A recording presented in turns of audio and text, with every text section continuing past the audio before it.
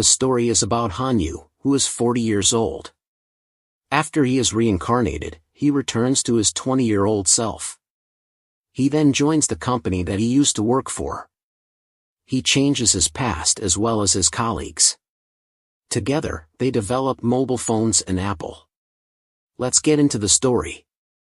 A man stands in front of a large screen showing the news. Congratulations, you are now the director. Hanyu, the new CEO of Hansung Electronic, a lightning-fast choice, from a civil servant. The man curses, "You bastard, you finally made it. Do you like it? Standing in such a high place, you like it, right? As a brother, I have to be happy, right? But in my heart I don't like it because I hate you." Hans Hui, the new CEO of Hansung, is the deputy director Hanyu, from a civil servant, at the age of 40. Hanyu, the myth of that person continues. The wife sitting opposite Hanyu says, "All the headlines are plastered with your name. You have lived in madness and waited for this day." He laughs loudly. "I know the moment the ring on my wife's hand disappears." He picks up a glass of wine and says, "Congratulations, right? As a family?" Hanyu thinks to himself, "Today must be the day I receive congratulations from everyone." The wife asks resentfully, "Do you have something called a family? Today must be the best day of my life." The wife continues, "You are someone who only cares about your own success." He looks worried. "What's wrong with you?" The wife pushes the ring forward and then says, "I have made my decision." He says to himself, "I was angry but I had to be cold." The phone suddenly rings, making Hanyu confused. Looking up, it was the VIP phone number calling. He gestures for silence and then answers the phone. "Yes, Chairman, this is Hanyu." Yes, no. I'm resting now. Please tell me." The chairman on the other end of the line replies, "Thanks to your decision, Hansung is gradually returning to normal." The board of directors also didn't say much, very satisfied. Hanyu flatters, "How lucky, Mr. Chairman. I will try harder not to become anyone in the chairman's business philosophy." The wife says to herself, "Next to him, I feel suffocated, not like a human being." After saying that, she gets up, ignoring Hanyu behind, who is still saying, "Yes, Mr. Chairman." He hears the sound and turns around to see his wife walking away. Hanyu glanced at him, then turned his head to continue the phone call. "Please go ahead, sir." The director continued, "But this, Deputy Director Hanyu, I'm sorry. From now on, you are the director, right? Director of Hansung Electronics. No matter what you say, write the restructuring. If you have done it, I want to finish it quickly. As a director, you should have good results for your first job, right?" Hanyu seemed to not understand. He closed his eyes and thought silently, then hesitated and said, "Chairman, cutting down more manpower will be difficult. The public opinion and the image of the company are also affected." The chairman interrupted him, "Director Han, what's wrong with you? You are not professional at all." Hanyu said again, "Please reconsider, sir." The chairman held a cigarette on his lips and said, "Then Director Han, why do you judge like that? I request, you just follow the request. It's not the first time, and I put you in this position not to be timid. Remember that." Hanyu endured the humiliation and followed, "Yes, I know, sir. I will follow the instructions." He turned back to the dining table, cut a piece of beef. The knife was full of blood. Hanyu angrily scolded, "You bastard, why did you give me a bloody knife?" He stabbed the beef and then picked it off the plate. The lonely room only echoed the sound of cutlery on the plate. In front of the company gate, many people held signs and protested against the arbitrary restructuring. The security guards whispered to each other, "Who are those people? Today is the first day of work for the new director, and they let him do that, huh? They are the people who used to work here not long ago, the people who quit." A security guard looked at his watch and said, "Hey, It's time for the executive directors to show up. A security guard asked, "What should we do, sir?" He said sternly, "What else?" "Disperse them right away." The other security guards rushed up. "Yes, sir." The executive directors were walking out, and the security guards bowed one by one. The outside was still noisy. Han Yu's car arrived, and the noise caught his attention. He said calmly, "There are many people coming to congratulate, huh?" The security guard approached the car door, then opened it. Han Yu stepped out slowly. The staff lined up in 2 rows and bowed. "Director." "Hello, sir. Welcome to your first day of work." The secretary reported to the director, "Today's schedule is expected to have a direct meeting of the Research Institute and the Board of Directors." And her words were interrupted by the noise of the person behind. "Get away from me. I have to see him." The security guard tried to stop him. "You are not the person who can see him. Hurry up and go." He shouted loudly. "Director. Director. Do you remember the name Wu Jiang, sir?" "I mean Wu Jiang, your brother." Ha Yu-hyun said, "Let go of him." "What's going on?" "Senior Kim Jong-kim." The man asked again, "Do I look like your senior?" Ha Yu-hyun said casually, "Just talk comfortably." "Are you well, sir?" Kim Rang-ka looked at him with a hateful expression and said, "Although I don't know if you remember, Wu Jiang, your brother's brother, Director Wu Jiang, is dead. I guess you know what I mean. Your irresponsible decision killed him. So you have to stop by once, right? I guess you don't care either." Everyone was silent, no sound. Ha Yu-hyun turned his head and asked the secretary, "Evening schedule?" She looked at the current list. "The evening schedule is still not available, sir." He replied, "Leave it." Kim Jong-kim cried out in misery, shouting, "Ha!" At noon, at the company, office workers were trying to finish their work. Han Yu was listening to the report in the office. A day too long. Han Yu left in the car. The driver asked him, "Where are you going, sir?" The director looked tired and replied, "Funeral home Hansa Hospital." The driver started the car. "I'll take you, sir." The night fell slowly. The car ran fast on the road. At the parking lot of the funeral home, Han Yu arrived. He opened the car door. Behind him there was a voice, "Ego, fired, couldn't find a position and left in a hurry like this? Isn't that too much?" He took all the fat bait and threw him away. Then he should have helped him to another place. The problem is the boss. The man smoking said, "Who is the commander of the restructuring this time?" The man standing replied, "Who else, Deputy Director Han Yu." Because of his success in restructuring that time, he got the position of director. Stabbing someone in the back and succeeding like that is great, right?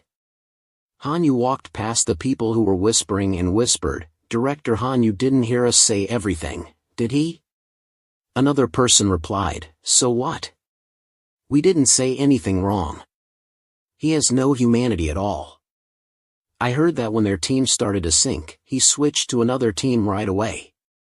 He is the only person in the world who only thinks about himself."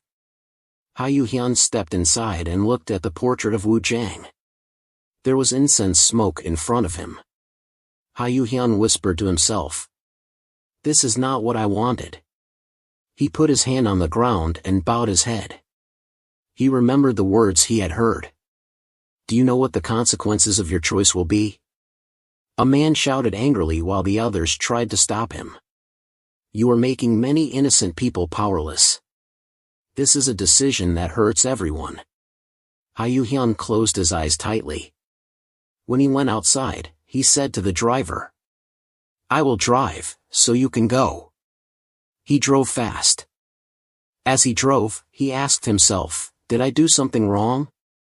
Today should be the best day of my life when I received the reception from everyone." There was a butterfly flying gently in front of him. The car rushed forward, and then the body of the butterfly was crushed by the headlights. He thought to himself, but I have no parents, family, friends, no one to be proud of. He recalled the words of his wife, you are someone who only cares about your own success. Hanyu became more and more angry. He stepped on the gas, his eyes crazily looking ahead. Suddenly, the traffic light turned red. He braked sharply. Did I hit something? He slowly looked up and saw the figure of a man walking. His voice became hesitant, Quan. He Jiang? He widened his eyes, Wu Jiang. Hanyu was shocked. How could he be dead? He closed the car door. Wu Jiang. Hanyu doubted and said softly, impossible. On the dark and quiet road, a figure ran out of the car, running forward, shouting, stop there. Stop. The fog began to surround the traffic light that was showing red. The fog made everything around the figure who was running and yelling become a blurry and illusory scene. He stopped, pondered, and then disappeared. That was Hanyu. He looked around and said softly, where is this? Suddenly, Hanyu's eyes saw something. A bar like this in the heart of the city? Hanyu couldn't believe his eyes. He doubted and said, this is. The bell on the door rang when a guest opened the door and entered. Hanyu stepped inside the bar. Welcome. A man standing at the bar was wiping a glass of wine and smiled at him.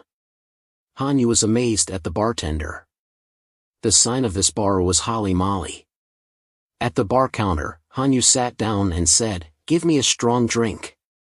The drink was poured into a glass. Hanyu tilted his head, and drained it. Hanyu breathed a sigh of relief. The bartender asked softly. You drink too fast, is it a day like that? A day that should have received congratulations, but only alone. The bartender standing at the counter looked at Hanyu and said. The shop of the bar began to appear white misty smoke, there was a sound, the light of the sign was shining brightly, suddenly weakened and then turned off completely. I just try to live. Why does everyone hate and leave me? Hanyu was sad, helpless and sad. Why does everyone become unhappy because of me? Where did it go wrong? Hanyu whispered as he lifted his glass of wine, and poured another one. The bartender poured wine for Hanyu and asked. If you could change, would you change? Hanyu continued to drink another glass. Hanyu collapsed, breathed a sigh, and put the empty glass on the table. Everything makes you regret. The bartender said. Everything has regrets in life. Hanyu looked at the glass of wine in his hand, smiled and said. If I could go back. Hanyu squeezed the glass of wine, the bartender also raised his glass of wine, smiled and said. I wish you happiness. 2 glasses of wine clinked, making a sound. Hanyu drank the glass of wine he had just toasted.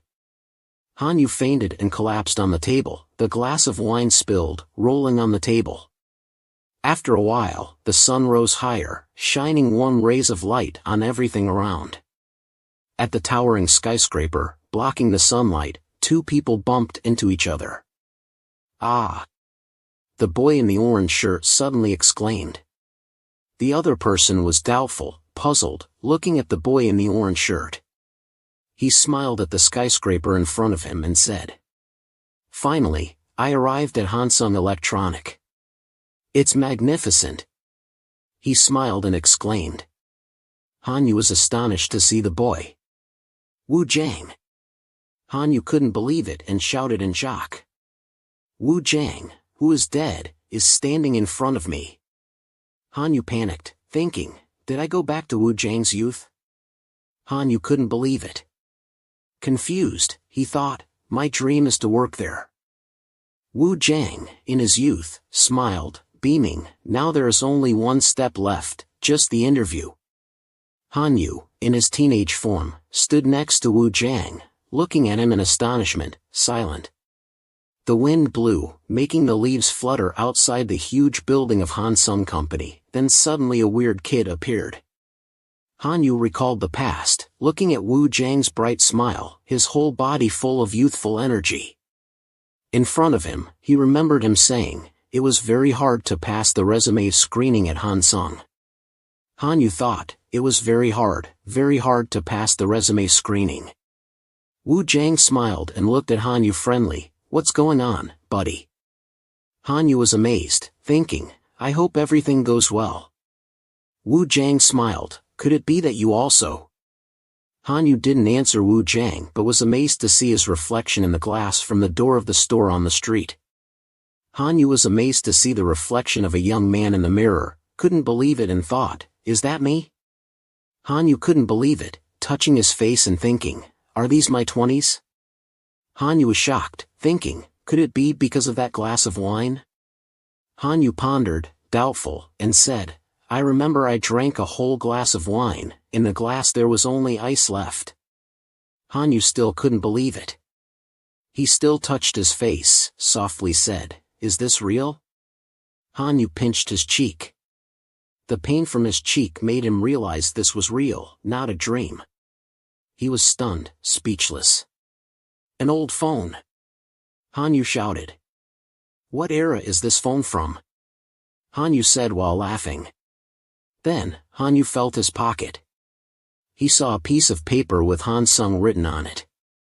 Hanyu looked at the phone in his hand and said, the message on the phone showed a notification, congratulations, you have passed the preliminary screening before 1300 hours on the 2nd of next month. Looking at the content of the message, Hanyu thought, 29/0/2007 at 12:29.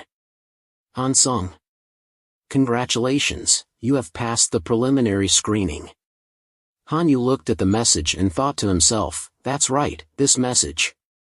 Was that kid back then Wu Jiang? Hanyu was amazed and thought, it's 2007 indeed. This is the year I got accepted into Hansung. Staring at the phone, Hanyu said softly, what is this? Behind him, a group of people were coming. The old man in the front turned his head and asked the guy with glasses. How is the preparation for the presentation going? The guy with glasses hesitated and said. That. The old man bumped into Hanyu, making him almost drop the phone. The old man did not look back, he said casually. Sorry, I'm in a hurry. The situation of Hansung is not certain yet, so I haven't. The guy with glasses passed by Hanyu and said to the old man in front of him. Hanyu looked at him in astonishment. Kim Jong-kim? Hanyu was shocked when he saw the guy with glasses. He remembered the image of Kim Jong-kim angry, glaring at him and saying, Wu Jiang is dead. Do you know what I'm talking about? It's because of your irresponsible decision that you killed someone else. No way! Hanyu couldn't believe it. Senior Kim Jong-kim is still the same as when he was young. Wu Jiang stood next to Hanyu and admired Kim Jong-kim. The old man said. We will contact the person in charge, so we have to do it on schedule by all means. Kim Jong answered. Yes. Is it 2007 now? Hanyu thought to himself. Wu Jiang suddenly spoke. That's so cool. Hanyu turned to look at him. If I worked at Hansung, I would be cool like that too, right? Wu Jiang looked at the people walking ahead with admiration and said. Hanyu didn't say anything, he thought to himself, is that so? Wake up, young Wu Jiang. Hanyu looked at Wu Jiang smiling with a burning desire in his eyes. He thought to himself. That place will ruin you. I have a small favor to ask you. Hanyu struggled to speak, not looking at Wu Jiang. If you ever meet me again, don't ever put your feelings into someone like that. Hearing what he said, Wu Jiang was confused. Wu Jiang was baffled, didn't understand anything, looked at Hanyu and asked. Really? You also passed the resume screening of Hansung, right? Wu Jiang patted Hanyu's shoulder and happily said. If everything goes well, we will be colleagues. Hanyu raised his hand. Wu Jiang still didn't understand what he wanted. Can we shake hands once? Knowing that Wu Jiang didn't understand him, Han Yu said. Wu Jiang.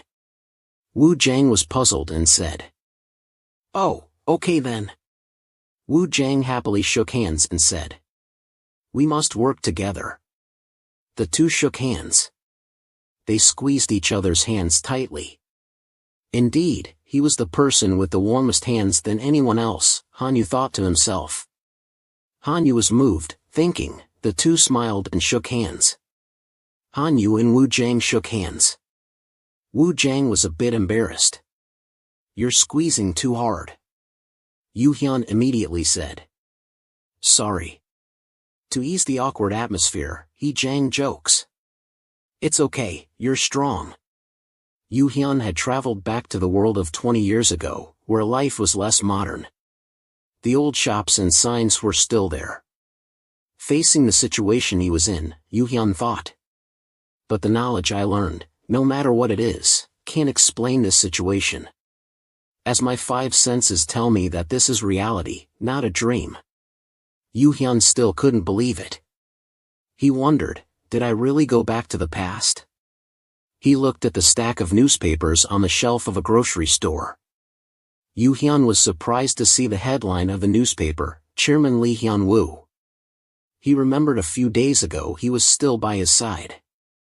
When he closed his eyes, he was still alive, right? Yu Hyun widened his eyes thinking about the chairman who was still alive. In his mind, he started to hear a vivid sound. It was the sound of a car crash. No one seemed to survive there. He continued in his stream of imagination. Then, Yu Hyun was scolded, "You idiot." He realized then that this was his past. Yu Hyun opened his phone and pressed it. He wondered if he had really gone back to the past. The phone rang on the other end. How is my beloved son? Yu Hyun realized he was still alive. He choked up and called his mother. His mother heard his voice was not okay and asked worriedly.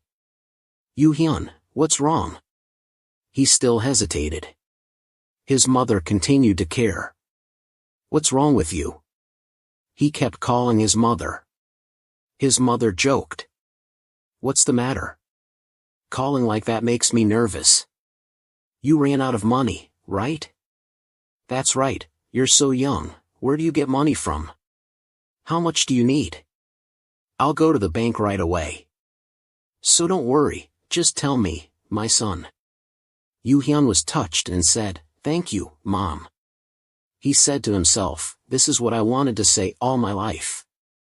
The scene returned to that city, where the bus was slowly moving. Yu Hyun was on the bus, meditating. He thought, memories flickered. The bus stopped. Yu Hyun got off at the station. He was walking calmly when deep in the alley there was a gang of thugs gathered there. Yu Hyun sensed it. The leader asked. Is that him? His men admitted. That's him. The boss exclaimed in innocence. That's right, good job. Teach him a lesson, will you? The boss threw his cigarette on the ground and went after Yu Hyun. Yu Hyun came to a store and realized, I remember, it's here. He raised his hand to text the password, but he seemed to forget. He called his mother, Mom, what's the password for my room? The mother and son finished talking, and a while later he opened the door to the house. He turned on the light, and the light brightened the whole house. A line of encouragement appeared, don't regret. Next to the old calendar, the table, chairs, and books were still very messy. He realized, this is me. Why is it like this? On the table, red ink spilled all over the paper. He said to himself, why do I have to struggle so much by myself? That's why you're a fool, Han Yu. A gang of thugs had appeared in front of the house and shouted, we know you're in there. You little brat. As soon as they finished speaking, the door opened. The boss threatened, come out. You hurt someone and ran away, you think we can't find you? Yu Hyun didn't understand what they were doing. They rushed into the room and said, because of a brat who wanted to have fun, he had to lie motionless, while the attacker walked around in the world. Isn't this world too unfair? He recognized these guys. Oh, I remember. He was in a hurry because he was late for the interview. He bumped into something at the bus stop. The girl on the ground said in pain, "What should I do?" Chong Jang. Yu Hyun apologized. "I'm sorry. I'm in a hurry because I have something urgent." Tra Rang kept bleeding. And the girl questioned, "What are you going to do?" Chong Jang is on his way to surgery. I ask you, what are you going to do?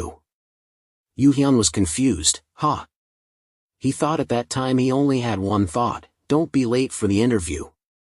The girl scolded, "Hey, uncle, you hit someone and act like you don't know." Yu Hyun ignored her and realized, oh, the bus is here. He took out his phone and said, "If the kid has any problem, contact this number. I have something urgent now." The girl doubted. "It's not a fake number, right?" Yu Hyun left. "How could that be?" The girl was careful. "Wait a minute, uncle." She tried calling the phone number and sure enough Yu Hyun's phone rang.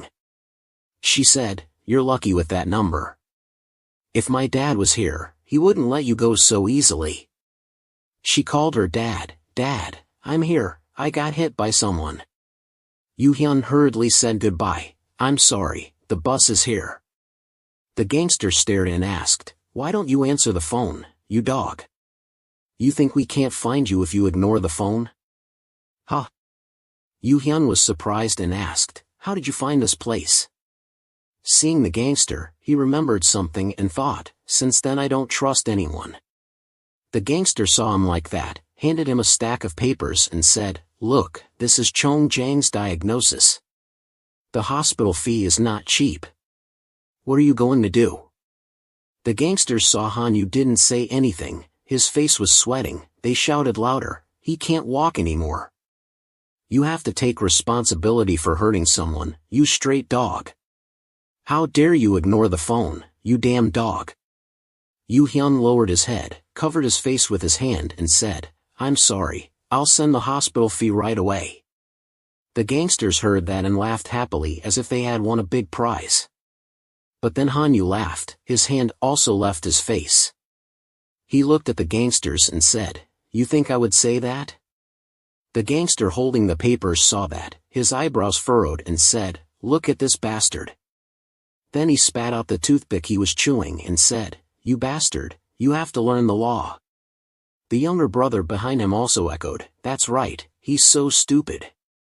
On Hanyu's side, he still looked at the gangsters, thinking, if I give them money now, I'll go back to the dead end in the past, a dead end that can't be overcome. Then he took out his phone, turned it on, pointed it straight at the gangsters and took a picture. The gangster leader saw that, snorted at him and asked, "What are you doing? What are you taking pictures for?"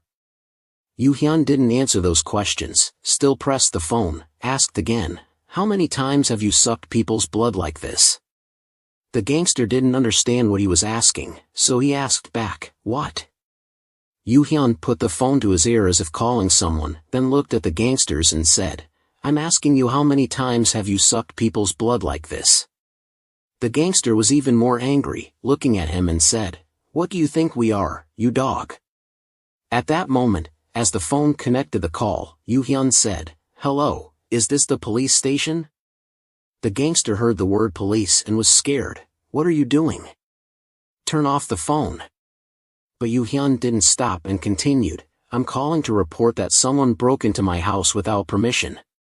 At that moment, he was furious and rushed to attack him, shouting, "I told you to turn off the phone." Hanyu saw him coming and calmly talked on the phone.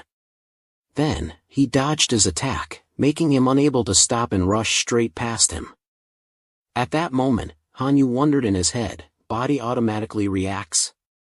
He saw the gangster trip over his leg and fall, then he wondered more, what happened to my body? He looked down at his leg, thinking, my leg just automatically kicked the gangster? After confirming, he confidently thought, I must be faster now. The gangster got up and hit, but didn't understand what happened and plunged straight down to the floor, making his men behind also panic. Big brother. The guy in the blue shirt hurried up and said, "It's time, you bastard." Another one added, "You're playing dumb, you can't leave that kind of person alone." The phone camera was also turned on by then. Hanyu also took a picture of their behavior earlier. He looked straight at the remaining ones. "Why? Any reason why I can't call the police? You said I was wrong." The guys were angry, but hesitated and said, "What?" A hand grabbed a stick. It turned out that the gangster who fell earlier had grabbed a cane and looked at Hanyu while he was saying, "In a rule of law country, you have to be punished if you commit a crime." When Hanyu was saying, "You guys said I was wrong, right? Let's go to the police station and sort it out." Then he got up, stood behind him, and prepared to hit him. His sidekick over there, the guy in the blue shirt, also rushed over. "You bastard, who are you trying to trick?" At this point, Hanyu looked back and also discovered that the guy was about to hit him.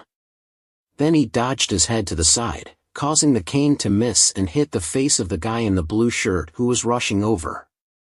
At this point, Hanyu thought, "I can't tolerate these people anymore." Then he prepared to fight back. Then he raised his index finger and hit the face of the guy holding the cane, thinking, "Once you hit, you have to hit hard so you don't regret it." He made the gangster's face bloody and messy, blood splattered everywhere, and then he also fell back, lost his balance and fell to the floor. Hanyu pressed something on his phone. Suddenly, the police sound rang out. "Hello, hello. Please tell us your location or address. We will send someone right away. In case of emergency, please go to a safe place. Please tell us your address." "Hello?" Hanyu calmly asked the remaining guy. "After this, I will tell you guys.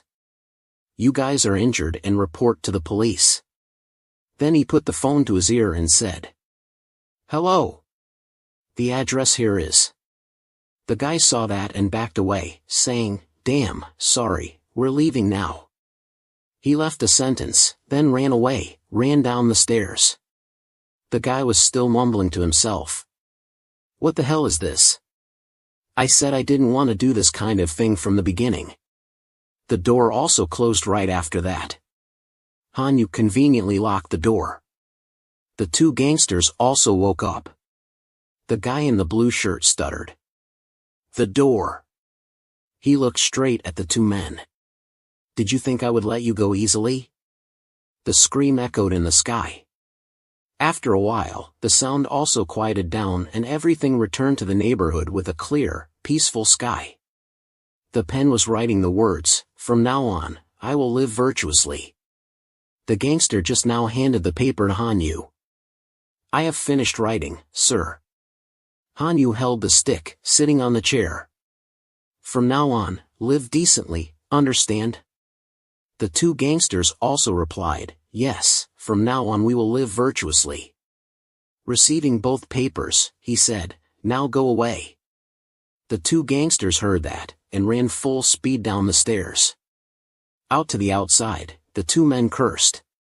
"Damn, what kind of monster is that? What's going on today? I thought I was going to die. If I had known he was like that, I wouldn't have messed with him." Hanyu stood on the floor looking down, hearing everything. He thought to himself, the stain that once appeared in my life was gone. Just now. Then, he turned his face to the street and smiled and continued, "I just erased a stain for real." Seeing the peaceful neighborhood scene, he thought, that's good. Whether it's a dream or reality, the opportunity to change is definitely real. Then, Hanyu smiled and thought, I don't know if I'll go back to reality when I open my eyes tomorrow. Until then, he enjoyed the wind blowing through. It was great, try to change as much as possible. Outside the window, it was still dark. Finally, the whole room was lit up. Hanyu was awakened by the light. When he woke up, the scene around him was still like yesterday, nothing changed. He talked to himself, still the same, still not waiting to return to reality. Stretching his arms, Hanyu sat up, stretched his shoulders, stretched his waist, stretched his muscles, comfortably and laughed. Suddenly, he realized something had changed. It turned out that his old body had been replaced by a young, flexible body. He exclaimed, "The body is light, more agile. No more back pain, shoulder pain. It's fun to be young." Wait a minute, even if you're young again, you wouldn't forget how to play golf, right? Hanyu's hand was in the state of holding a golf club. He said, and raised his arm high, "I still remember the theory well." Then, he swung forward, imagining that he really had a real golf club in his hand. He calmly said 2 words, "Good job." The scene of his row of houses was very peaceful. The pot of food on the stove was boiling. Hanyu seemed to be talking to himself. He had finished his work at the library. It was the day he was asked to mark and note down, "Interview with Hansung on June 2nd. Interview with Hansung Electronic." He pondered a bit. He wondered if he should join the interview like in his previous life or not. Was there any reason to enter that hell again? Now there was only one more step. Only the interview left. His dream was to work there. At that time, in his previous life, he was still a passionate young man. He thought that if he worked at Hansung, he would be cool too. He remembered his good brother Wu Jiang. He remembered the scene of him standing in front of his portrait. The reason to come back. He lowered his eyes a bit, and whispered to himself. There is. If so, what should he do from now until the interview day? What to think, there is only one thing. It was raining outside. The bus was running on the road. When it reached the toll station, the sky had cleared and brightened. The traditional market. The traditional market was always bustling and lively. Buyers and sellers. A clear bucket of kimchi was also fresh and being processed. The person who did it was none other than Hanyu's mother. She seemed to be old, so her back hurt after sitting for a while. She tilted her neck, sighed, and patted her back. Then, she carried the kimchi barrel to a corner, put it down, and softly called. Hanyu. Hanyu was neatly dressed, standing outside the door. My mother. Looking at the woman who was busy inside, the corners of her eyes had wrinkles from the years. He remembered the past. The moment when the government brought the property seizure notice to the debtor's house, Hanyu. Is that right? Now we will proceed to confiscate the tangible assets. Property seizure notice, 2003 number 7144, Hangsu Local Court, January 15, 2003. The property seizure notice was stuck on the TV, meaning it would be confiscated. Hanyu had just returned home, still standing in front of the door. He saw a lot of people busy in his house, but they were taking all his furniture away. He shouted. Dad. His father was pouring wine. He sat in a corner of the room drinking. Hanyu stood behind him. What did you do, Dad? Quit your job at the company and then do business to show the whole family this? Say something, justify yourself. No matter how he asked, he just sat there silently. Mom ran over to stop him. Yu-hyun, stop it. Dad also wanted to do well, but it turned out like this. His sister also called him. Brother, he continued to say to his mother.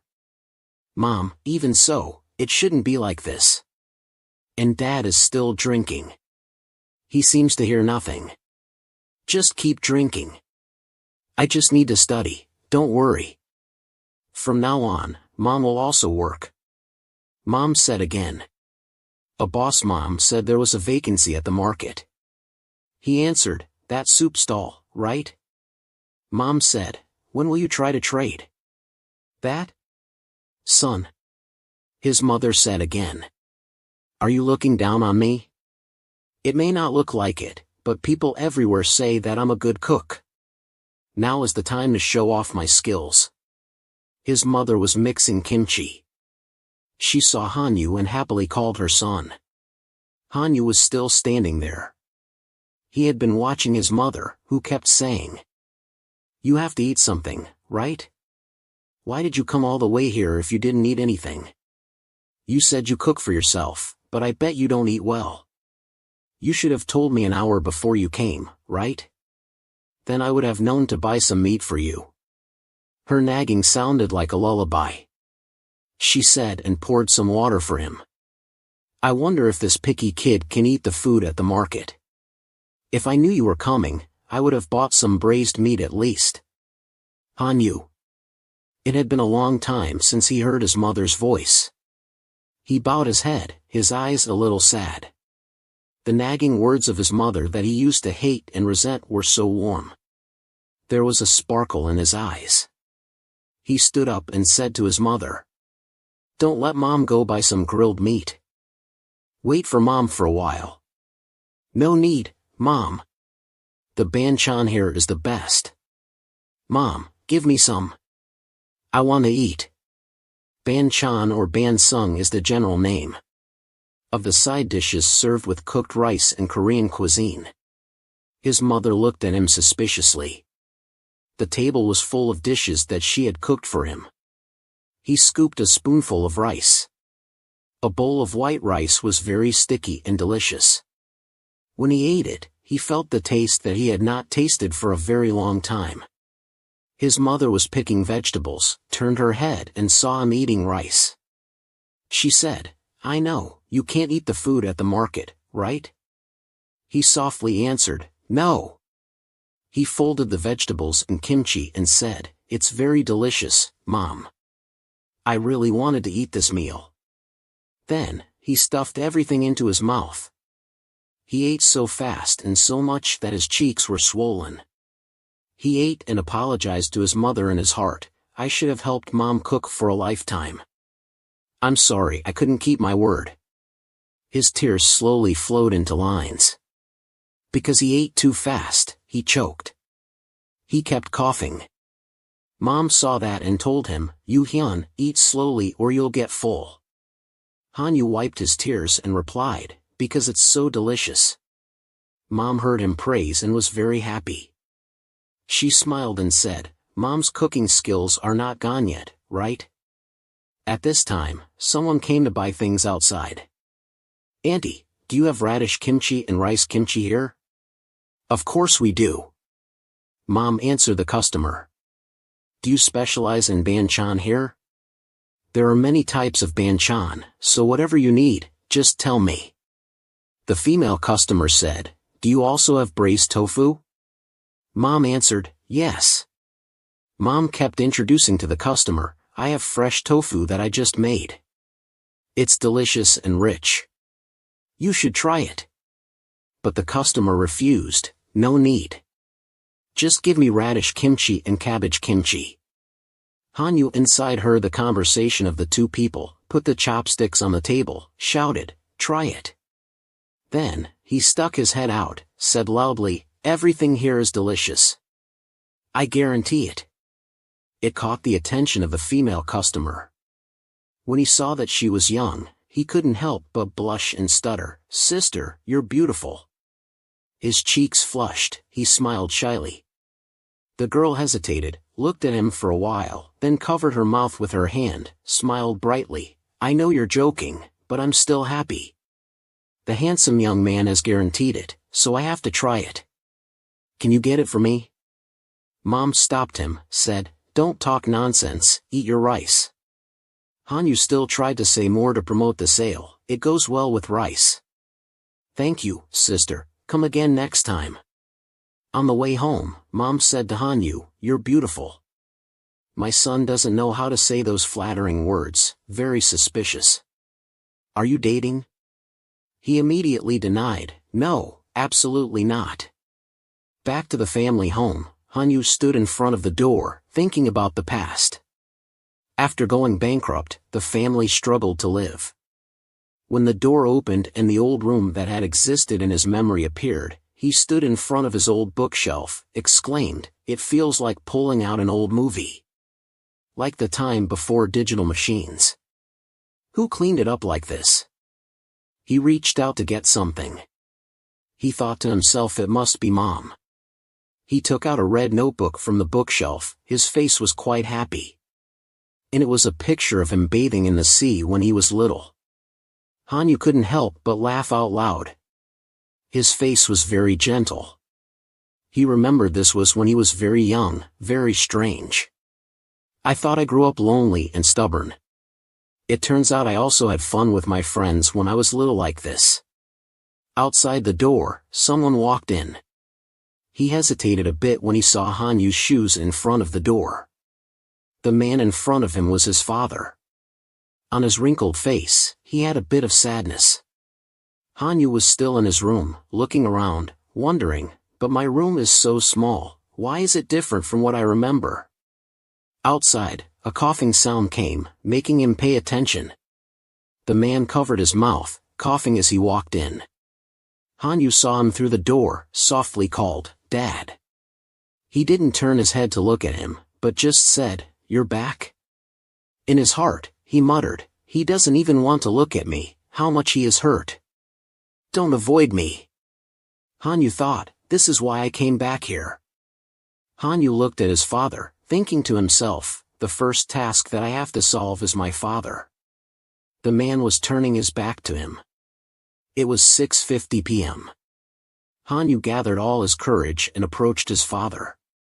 There were only 38 hours left until his interview. Looking at his father's gloomy back, he thought, if not now, then only tomorrow morning to make up with Dad. There is not much time left. Thinking so, Hanyu moved closer to his father. This time, he had to make up with his father at all costs. Direct attack. Hanyu spoke first, "Dad, it's been a long time since you drank a beer with me." The father heard that and stopped. He glanced back at Hanyu and then turned his face away, "Forget it." Hanyu was still determined. He thought, if it was before, I would have been disappointed and left. But I'm different now. Thinking so, Hanyu called out again, "Dad. Congratulations. You passed the first round at Hansung. You just need to pass the interview round and you can work. You're about to go out into the world, but you're still so clueless. So I want to hear your advice one more time." The father's footsteps stopped again. The father stood there, looking tired, answered, "What advice? You're smarter than me.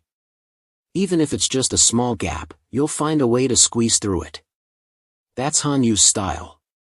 Without hesitating any more, Hanyu stepped closer to where his father stood. Hanyu thought, I can't believe I applied the interpersonal skills I learned for 10 years with my father. Hanyu slipped his hand into his father's. Hanyu hugged his father's hand, happily said, "How can you ignore your son who needs your help? I forgot all the drinking skills you taught me. I'm sure I won't make it in the world. Do you intend to leave me alone like that?" Hanyu acted coquettishly with his father. The father saw that and smiled and said, "This guy is really something."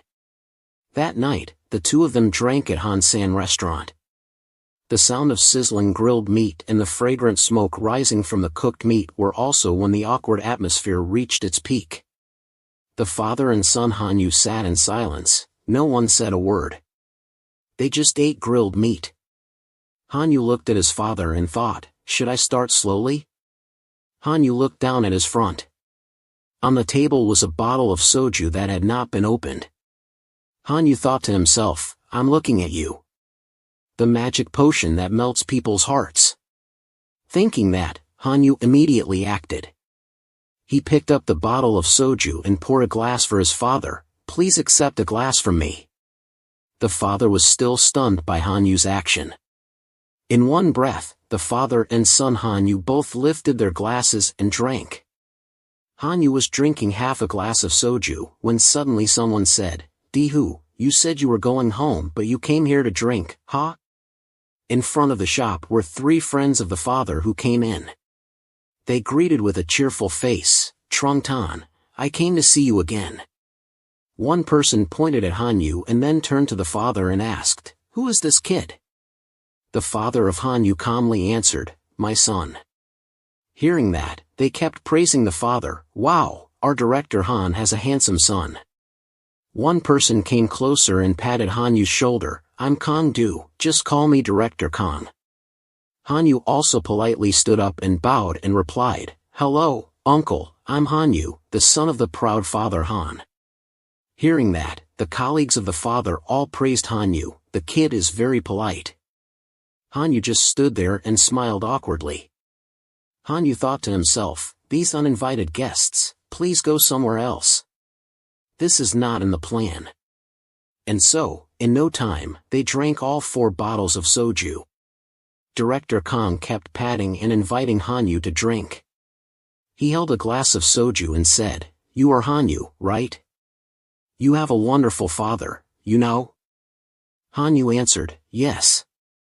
The others also added, that's right, big brother, do you know what kind of person your father is? Very good, very kind. There is no second person like that in this world. Hanyu thought to himself, oh, these people are drunk. Director Kang, his face red from drinking, he happily said, me, back then, if it wasn't for your father's help, I wouldn't be in this world anymore. Do you understand what I'm saying? The friends next to him also said, thank you very much. Everyone here owes your father. Hearing that, Hanyu fell silent. Because of the word debt. Debt of gratitude, sold land to build a factory. The image of the bottles of soju scattered on the floor. We were also in trouble and kicked out of the street. Why worry about the world first? Hanyu remembered that time. He stood behind the door and looked at his father. But he just sat there, bowed his head helplessly, drank glass after glass of soju and said nothing. Hanyu continued, at times like this, you have to think of your family first. The father still quietly poured soju. Father, say something, justify yourself. The father looked inside the glass of wine, dripping down. Those drops of water could be wine and could also be the helpless tears of Hanyu's father. The father picked up the glass of wine and said, Yu Hyun. Even without that money, we can still struggle. And those people will die. He picked up the glass of wine and drank. If we only save ourselves, then it's not right, son. Looking at the helpless back before that fate, he couldn't help but feel sorry. Suddenly, the voice of Hanyu's father rang out, extinguishing his thoughts. It's true that there's nothing he can't say in front of his son. He quickly picked up the phone and left, saying, stop it now. Get up quickly. His friends were still sitting there and continued, if not now, then when can we say it? Your face is red already. Another person added, Director Han is also embarrassed in front of his son. The owner of this table, Hanyu's father said. At the wine table, Director Tsang said, Yu Hyun. Now the hardship of father and son is over. Finally, God helped. God must help. Hanyu thought. God helped? Director Kang glanced at the distance and replied, ahead, if the Yusang complex apartment is built, Yusang will use bricks produced by father and son. Hanyu replied, yes. Hanyu thought, building Yusang, how did he remember that he had read a newspaper article with the title, Yusang Construction Bankrupt? Hanyu suddenly realized, that's it. So in the end, his father still couldn't recover. Hanyu suddenly fell into thought, looking at his father and Director Tsang talking happily. Director Kang ran to his father and said, hey, big brother, let us pay. Owner, take my card. Hanyu's father smiled and replied, okay, today I'll pay. Leaving the restaurant, they said goodbye to each other. Director Kang said, Director Han, if you need people, just call me anytime and I'll clear all the work and show up immediately. The others said, yes, big brother, we'll run right away. Because your work is also our work. Be sure to call me. Hanyu's father said back, I know. You guys, be careful. That night was a full moon night and very bright. The moonlight shone on the shadows of the electric poles. Hanyu and his father were walking together on the way home. Hanyu thought, when the company was in trouble, I thought of throwing away the employees first, but my father protected the employees first.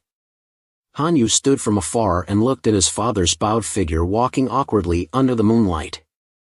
Hanyu thought further. He finally kept his position, but lost the most essential thing. His father's back looked so miserable. Even though he was very tired, he still tried to walk home. Hanyu thought when he was young, he thought that his father's wind-shaken shoulders looked pathetic. Hanyu suddenly smiled and told himself, the real pathetic thing is my vision. It turns out that my father is a very great person. Hanyu moved closer to his father and said, "Wait for me." Under the moonlight, Hanyu finally had the opportunity to talk to his father. Hanyu said, "I'm sorry, Dad." The father asked, "What is it?" Hanyu said, "Everything, sir. Because I'm incompetent, I made you very sad." Hanyu's father replied, "Forget it, it's over." Hanyu still tried to say, "But this word is necessary." Hanyu had not finished his sentence when he stopped and fell silent. He was surprised to see his father standing still and looking at him. He looked up at him and said, "Congratulations on passing." The words just now made Hanyu a little surprised. Hanyu's father walked and replied, "Your parents can't do anything for you, but you are still so talented." Hanyu felt very happy when he heard that his father recognized and praised his achievements. Hanyu continued, "I will wait until I pass the interview round before I accept the offer." His father replied, "Oh, you little rascal." Hanyu changed the topic and asked his father, "Did you sign the contract to distribute bricks for Yusang?" His father answered, "How do you know that?" Hanyu replied, "Director Kong told me just now." His father said, "The contract has not been signed yet." His face was thoughtful. "It has to be smooth. I'm worried to see you and your mother struggling in the market. I feel very sorry." Hanyu thought. Fortunately, there is still time, but how to explain that we should not sign a contract with Yusang? Hanyu fell into deep thought, unable to say that he had seen it in the future. At dawn, the sky was still bright. Under the flickering moonlight, on the far wall there were two figures kissing. Hanyu and his father on their way home passed by that alley. Suddenly a woman's voice in the alley rang out. "Let go!" I said, "Let go." The scream just now startled Hanyu. He turned his face and looked at the wall in the distance. The quarrel grew louder and louder. The woman said, "Let go." The man replied, "What's wrong? You said you liked me. This can't be." That was Han Jiahai. She swung her boyfriend's hand and walked away, saying, "Go away." Her boyfriend Wang Dongchio frowned and replied, "What's wrong with you?" Seeing that, Wang Dongchio tried to reach out, grabbed Han Jiahai's hand, and said, "Don't come back here." Jiang Du Trio continued, "I took you home. What's this? What kind of pretense is this? Hanahayu, do you think I'm stupid? You little thing." He was about to raise his hand to hit Han Jiahai. Hanahayu screamed, "Let go!" Suddenly Hanyu stood above and said, "Can't you let go of your hand?" The voice just now made both of them look up in surprise. Hanahayu was stunned, she said. Her boyfriend Wang Dongchio looked confused and said. Hanyu repeated one more time. Wang Dongchio finally let go of Han Jiahai's hand, but his face was still very annoyed. Han Jiahai looked up at Hanyu who was smiling at her, saying, "You." At this time, Hanyu stood tall in front of Wang Dongchio. He coldly stared at him and said, "I heard that there was a boy who kept following my sister, so I was very curious. Is it you?" Jiang Du Trio, his face wrinkled, frowned, thinking, it seemed like he had just met for the first time. How did he know his name? Hanyu asked him, "I heard that you are famous in this area, a libertine who specializes in beating girlfriends. I heard that you always break up with your girlfriends like that." Hearing him say that, both Han Jiahai and he were shocked. Han Jiahai turned to ask him, "You said that there were some nonsense rumors, right?" But is it true? Hearing her ask, he angrily said, It's not. Don't you trust me? I've never hit a woman. It's just some weak guys making up stories. Seeing that he refused to admit, Hanyu made a move, bent down and revealed his big secret. You once beat your girlfriend to have a miscarriage. Seeing that he knew his secret, he was horrified. The two people asked in unison, What's wrong? Although they used the same words, each person had a different meaning. Wang Dongqiu's name was sweating profusely, hurriedly looking for an excuse. It was a misunderstanding. I accidentally pushed her lightly while we were arguing and she slipped and fell. She fell by herself and blamed me? As soon as he finished speaking, a slap from Han Jiahai hit his face. She emphasized, Fell by yourself? Then she shouted at him to get lost without hesitation. At this time, everyone had returned home. Hanyu called her back to talk, but she looked very tired. Ignoring Yu Hyun's call, she waited a while and went straight into the room, locked the door. And Hanyu stood outside still trying to knock on the door, calling her to talk to him a little. Jiahai. Jiahai then said from inside. Please stop, I'm not stupid for once or twice. I'm also fed up with the lectures of the brilliant big brother. Leave me alone, please ignore me. He was silent at that time, thinking with a gloomy face. The brilliant big brother, this word was like a knife stabbing his heart. Then he smiled reluctantly. Okay. But in his head he wondered to himself. Hanyu, how did you live after all? The scene changed to the street. At this time there was a young man named Wang Dongqiu who was kicked out and wandered like a homeless person. There was a puppy who met him and barked loudly. He was angry by the dog's barking, cursing. This crazy dog dares to bark at me, what are you doing to me? Later, he went to another place, walking and spitting out a lump of phlegm on the street. He was still resentful, holding a grudge from earlier. Wait and see, Han Duhai, I won't let you go. The puppy was lying in a pool of blood, also suffering from this guy's loss with the puppy. Very quickly, the sky was bright. The voice of Yu Hyun's mother rose. Be careful. The sky was also bright. Yu Hyun had also woken up, brushed his teeth, prepared. He wondered. Mom, where did Jiahai go? She said she didn't know, she left early in the morning, as if she was very busy. He hadn't been back for a long time, she sighed. Oh, he's gone, thinking he's a decent kid, but didn't expect it to be this bad. He went back to his room to prepare, put on socks, put on clothes, took his bag, put on his belt and he was done. After preparing, he still had time to go to his sister's room. Looking at everything and falling into a stream of thought. Looking at this, he remembered that Jiahai liked design. He thought she chose a specialized university because she didn't study well. He glanced down and saw Jiahai's design and exclaimed, It turns out she's more talented than I thought. Now maybe no one pays attention to these paintings, but if someone leads them. Then he picked up a painting with a cup, looked at it for a long time and then smiled involuntarily. It turns out that life can be reversed, huh? The voice of Yu Hyun's mother rose, reminding him, Seoul is very crowded, so remember to be careful of traffic.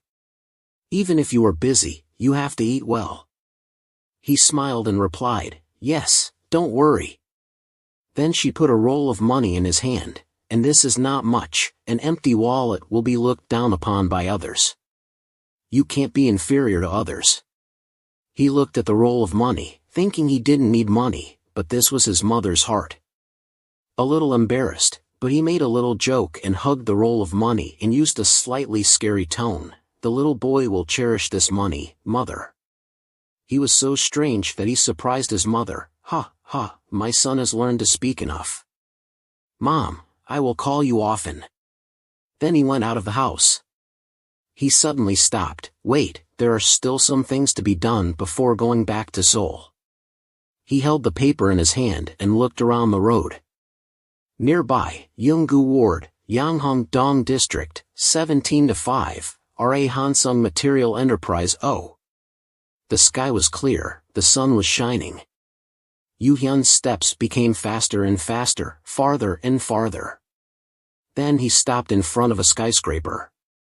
He said, "The second challenge is here." Then he confidently stepped in. The next morning, Hanyu wore a decent office outfit and started his first day of work. He put his hand on the revolving glass door of the company, looked at his hand and slowly pushed the door. And he thought, I come to work every day and go back like this. Hanyu walked to the security gate. Hanyu was blocked by the gate. The security guard said, only employees can enter and exit here. The employee pointed to the right and said, if you come for an interview, please go back and take the other way. Hanyu realized that he had gone the wrong way and was a bit embarrassed. Ah, right, this is my current situation. Hanyu thought and walked. When he arrived at the interview place, there were already many people waiting there. The voice of the staff announcement echoed throughout the room, the candidates who passed please confirm the list and get the order number. Then, please stick the order number on your left chest. Hanyu tried to stand on his toes. He looked around the crowd. Hanyu wondered where Wu Jiang was. Hanyu walked around the room. He thought, it could be an afternoon interview. Maybe we'll meet again tomorrow. Maybe we'll start from the internship position. The other candidates had also dispersed in different directions. Preparing for the interview, Hanyu said to himself, what are you worried about? Anyway, you'll pass. He suddenly saw a person wearing round glasses. That person looked very anxious. Hanyu thought, he looks familiar, what's his name? Their eyes met. The person immediately stood up and shouted, Senior, Ha Hanyu. He was also a bit surprised by the enthusiasm of the guy. He thought it turned out to be a junior. The person introduced himself to him, I'm Jong Yoon, I often see you at the library. Suddenly, the guy was silent, saliva dripping from the corner of his mouth. Then Jong Yoon covered his mouth and vomited. This also made Hanyu panic. The sound of someone vomiting echoed everywhere in the bathroom. Hanyu rubbed Jong Yoon's back and asked, did you drink too much alcohol yesterday? Jong Yoon was hugging the toilet, looking like he was answering Hanyu, no, I'm just too nervous. I have a congenital anxiety disorder that causes indigestion and nausea. I don't think I can get in for any interview. What should I do, senior? Jong Yoon's whining kept ringing in Hanyu's ears. He patted the guy's back and thought, I don't remember ever meeting this guy. At Hansung, at the automatic coffee vending machine, the paper cup was put in and the coffee started to flow. Hanyu gave the coffee cup to Jong Yoon and said, here, drink it, relieve the stress. Jong Yoon sat on the chair, reached out his two hands to receive the coffee cup from Hanyu, and stuttered, thank you, senior. Hanyu sipped his coffee and said to him, call me brother, how many years apart are we? Dong Huiyu was still trembling from stress, he replied, brother. But, senior. Hanyu wondered, why is everyone so timid around me? Hanyu needed Jong Yoon's paper, he asked, are these the questions you prepared in advance? Dong Huiyu answered, yes. Hanyu sat opposite him, read the paper and asked further, have you memorized this since then? Dong Huiyu bowed his head, hugged his face, his voice was a bit panicked, I stayed up all night, studying back and forth, but still confused, I'm ruined. Hanyu thought, that's why he failed, right? Hanyu was still holding the paper, looking at him, he said, just edit it a little bit and it will be fine. Dong Huiyu was surprised, he said, really? Hanyu answered, while waiting, let's practice together, okay? Dong Huiyu was excited, he thought, great, the best senior in the school taught me. He said loudly, if so, I'm very grateful. 3 cups of coffee were finished.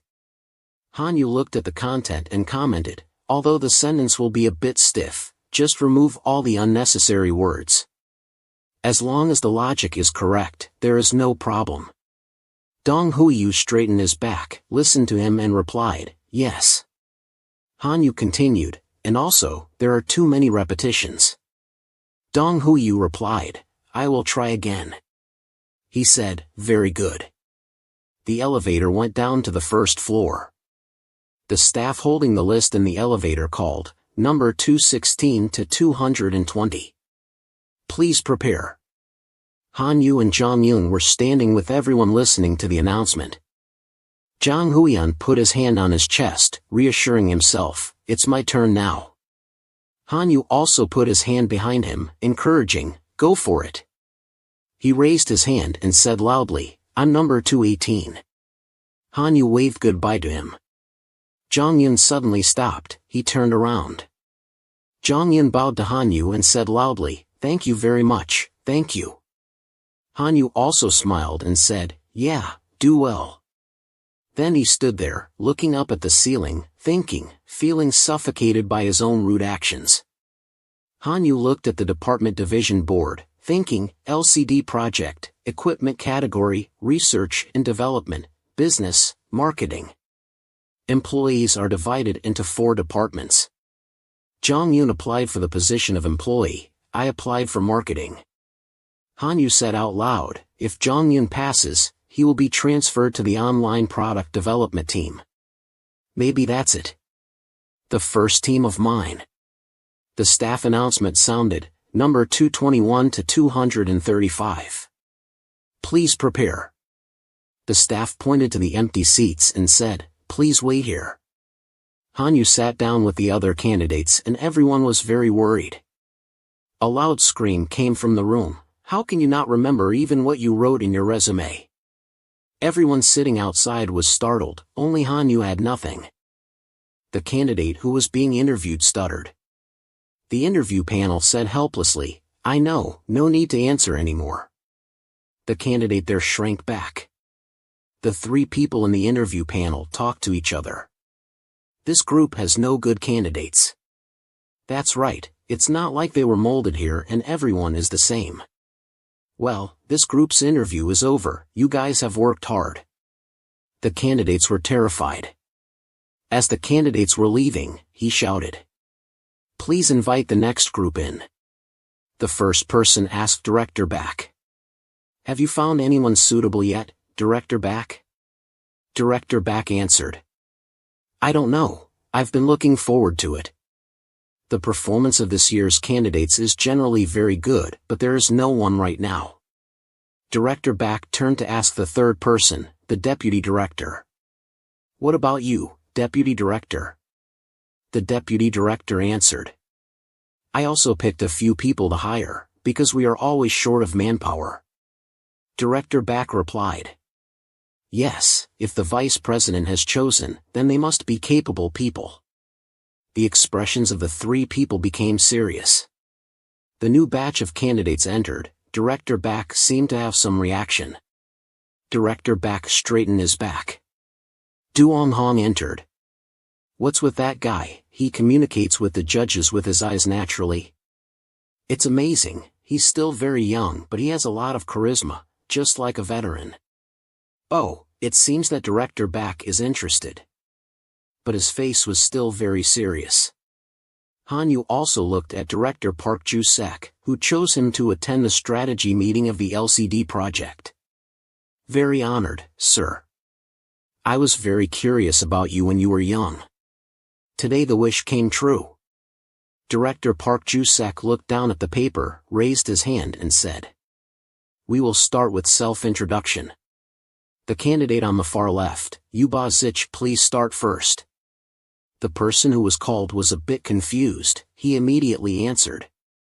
Yes, me. Director Park Ju-sek continued. But only within 30 seconds. He was surprised, opened his mouth and said. Yes. That. Because of that, He stuttered, 30 seconds passed, he became more confused, only able to say. Hanyu pondered, recalling the recruitment announcement that required preparation in 1 minute. Director Park Ju-sek spoke up. It seems you have nothing to say.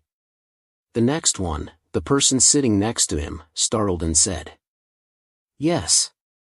Director Park Joo-sek still didn't look up from the paper, said, "If you hesitate, we'll move on to the next one." The other candidate tried to hold on. No sir." Hanyu looked at Director Park Joo-sek and thought, "He's still the same. Still that annoying type." Ba-zich was tense. He hurriedly said loudly, "No, I will present right away." I. Ba-zich introduced himself with a trembling voice, his whole body sweating. "I grew up in a poor but harmonious family. My personality is not bad. I have good friends. I have never done anything rude in a group." As he introduced himself, Ba-zich muttered in his head, 30 seconds. 30 seconds. Ba-zich continued. "My father is strict and quiet but very affectionate. He is not a rigid person, sometimes he is very flexible, he is my solid support." Ba-zich's fear spread to the person next to him. Only Hanyu calmly sat and watched Park Joo-sek. Ba-zich continued to ramble on about his long introduction, making the person opposite tired, sighing. "My mother is not as strict as my father, she is very gentle and compassionate. And the reason I applied to Hansung is based on my strength of sincerity." Baek Do-zich had no movement to show interest. He twirled the pen in his hand. When the pen tip was turned up to the sky, Park Joo-sek shifted his body. "Next one." Ba-zich stopped talking. Immediately, the next candidate introduced himself, but he was no better than Ba-zich. "Yes, I am the eldest child in a family of 2 boys and 1 girl. I always live responsibly. My social skills were honed while living with my siblings. So, when I joined the army..." Park Joo-sek's fingers began to act on the pen. The other candidate continued, "No matter when, where, as long as you assign me a task, even if the situation is harsh, I can solve it. If I get accepted into Hansung, with that experience, I will solve the problem thoroughly. I want to receive praise." The pen in Park Joo-sek's hand started to spin again. The other candidate still didn't stop his long introduction. "Sung has been my dream since college. Through a leading company like Hansung, that dream." Hanyu stared intently at Park Joo-sek. More precisely, he looked at Park Joo-sek's actions. He guessed the habit of Director Park Joo-sek. The pen tip was turned up again. Park Joo-sek spoke up, "Next, please introduce yourself, Park." The person named Park immediately answered, "Yes, I am an only child in the family. I am someone who always stands firm in the face of adversity. I passed and graduated with merit from elementary school to college. I constantly participated in extracurricular activities, so I developed leadership skills, which this society really needs." Hanyu noticed that Park Joo-sek looked at the clock and memorized it in his head. "Look at the clock, 20 seconds. Park went on and on, "I work meticulously to the point of being called a perfectionist. Are you a leader? With meticulousness as the foundation. If I get accepted into Hansung, I will work without any mistakes." Baek Do-zich looked up at Park. Hanyu's eyes never left Park Joo-sek. He continued to think. 5 seconds later, he looked up at the candidate. The last 5 seconds ended. As usual, the pen tip turned upwards, and it was also the end of the introduction. Baek Do-zich said, "Stop. Please introduce yourself, Hanyu." Hanyu sat upright, silent, and said nothing. He thought to himself, 30 seconds. Looking at the people interviewing him sitting opposite, some looked indifferent, some sighed casually. Even Park Joo-sek didn't have any interest. Hanyu thought further, "Just talking about my strengths is not enough." Hanyu remained silent from then until now. Suddenly he said, "Electronic screen." Baek Do-zich heard it and was puzzled, looked up, wondered in his head, "Electronic screen?" Hanyu continued, "It is an industry that I think will have more prospects than the present." All 3 people looked at Hanyu with a puzzled look. Hanyu calmly continued, TVs are more and more. This world is becoming a place where you can see electronic screens anywhere on the road. Many parts have gradually disappeared, but clearly, electronic screens make life more convenient everywhere. Because I saw that prospect, I applied for the LCD project of Hansung. Two people sitting on either side of Park Ju-sek looked intently at Hanyu. One person said, Hanyu said confidently, I am sure that the LCD project of Hansung will not stop at LCD but OLED will be the focus. Baek Do-zich looked up at Hanyu again, wondering, OLED? Hanyu continued, become the key technology of electronic screens in the future. Baek Do-zich became more and more curious and puzzled, but only wondered in his head, why am I thinking OLED will be the future of the LCD project? Park Ju-sek's expression became more and more bewildered, thinking to himself, the candidate mentioned OLED, which is in the testing phase. What is this guy? Baek Do-zich looked down at the watch. Hanyu immediately knew it was time. He calculated, there were 10 seconds left, concluded. Hui concluded to prepare to stop the introduction. I want to participate in creating an electronic screen project that can meet the needs of customers, while changing their lives and changing the world. I am sure that this position will be the starting point for that. Hanyu finished his presentation as Park Ju-sek moved on to the next candidate. He looked at the candidate next to Hanyu and said, Next, He Jang. Please introduce yourself. He Jang started his introduction. The interview continued like that. After a while, the sunlight gradually faded.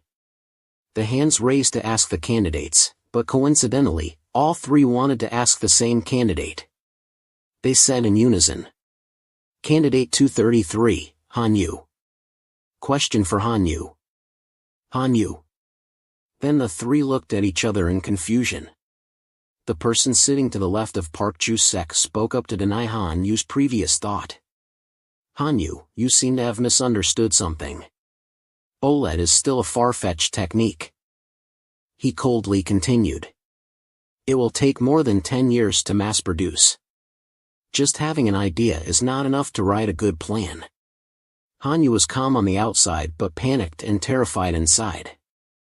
No way, in 1 or 2 years, the competing businesses will officially start mass production. Han Hui spoke up to justify his thinking. I said that because I saw the curved OLED screen at the electronics fair, boss. My knowledge is limited, so I have shallow thinking. I hope you understand. Hanyu sought an opportunity from the difficulty. If I get accepted into Hansung, I want to learn how to look at problems professionally and specifically like this judge. The judge was stunned by Hanyu. The advice made the dolphins happy and danced. The judge was happy, smiled brightly, and immediately praised, this young man is brave. The judge turned to ask another candidate. Uncle Do-zich looked at the resume. He asked. Bang Song-ha, what do you think about working overtime at night a lot? Bang Song-ha answered stiffly. I don't come to work at night. I will enhance my ability and create a company that doesn't work at night. Uncle Do-zich immediately found a flaw. He asked further. So you mean Hanyu's employees are incompetent? Bang Song-ha was tense, now even more tense. He hesitated to answer, but did not dare to look at the cold face of Uncle Do-zich. No. Not that. Even if I have to work at night. Work at night. Before finishing the sentence, Mr. Do-zich asked a sharp question. If not, do you mean you deliberately came to the company to work at night? Bang Song-ha was speechless, no longer able to fix the answer earlier. He lowered his head and his voice got smaller and smaller. It's not like that. Mr. Do-zich ruthlessly crossed out Bang Song-ha's profile. Not only that, he also uttered words that caused injury. You Bang Song-ha are a person who easily changes your words, right? Do you have any opinions here? Choi Kong rubbed his elbow and asked Hanyu. You Hanyu, if the director calls on the weekend to invite you to exercise, what will you do? What will you do? Hanyu did not answer immediately. He used his sharp eyes to observe him, thinking to himself. Manager Choi, dark-skinned before summer. Hanyu analyzed in his head, not paying attention to the eyes waiting for the answer of Choi Kong. Hanyu looked down at the elbow where Choi Kong was rubbing, thinking to himself. From the time he entered until now, he always rubbed the inside of his right elbow. Playing this card will win. Thinking of that, Hanyu smiled and replied. It depends on what kind of exercise it is. If it's golf, then definitely go, right? Choi Kang's eyes lit up immediately. He leaned forward, eagerly asked. Do you like golf? Have you ever tried it? Hanyu knew he had guessed right, happily replied. I usually go with my father. Recently I have been very miserable because of my golf elbow, so I have learned how to treat it. Choi Sung-kwan said, oh, that's it. Right after that, Park Ju-sek also spoke up. You Hanyu, he stroked his chin and asked, what do you want to achieve after joining the company? Hanyu continued to remain silent. Memories suddenly flooded back in his head. Hanyu also had someone ask him this question. What do you want to achieve here? The two stood on the rooftop, looking far away. The other person turned his back to Hanyu. Hanyu immediately answered without hesitation. I want to become CEO and create a Hansung electronic that can call the wind and rain. The other person asked, CEO? The other person smiled softly. He said you are the first junior to answer like that. That ambition. The other person turned around, and it was none other than Park Ju-sek of the future. Baek Du-sich continued, I appreciate it.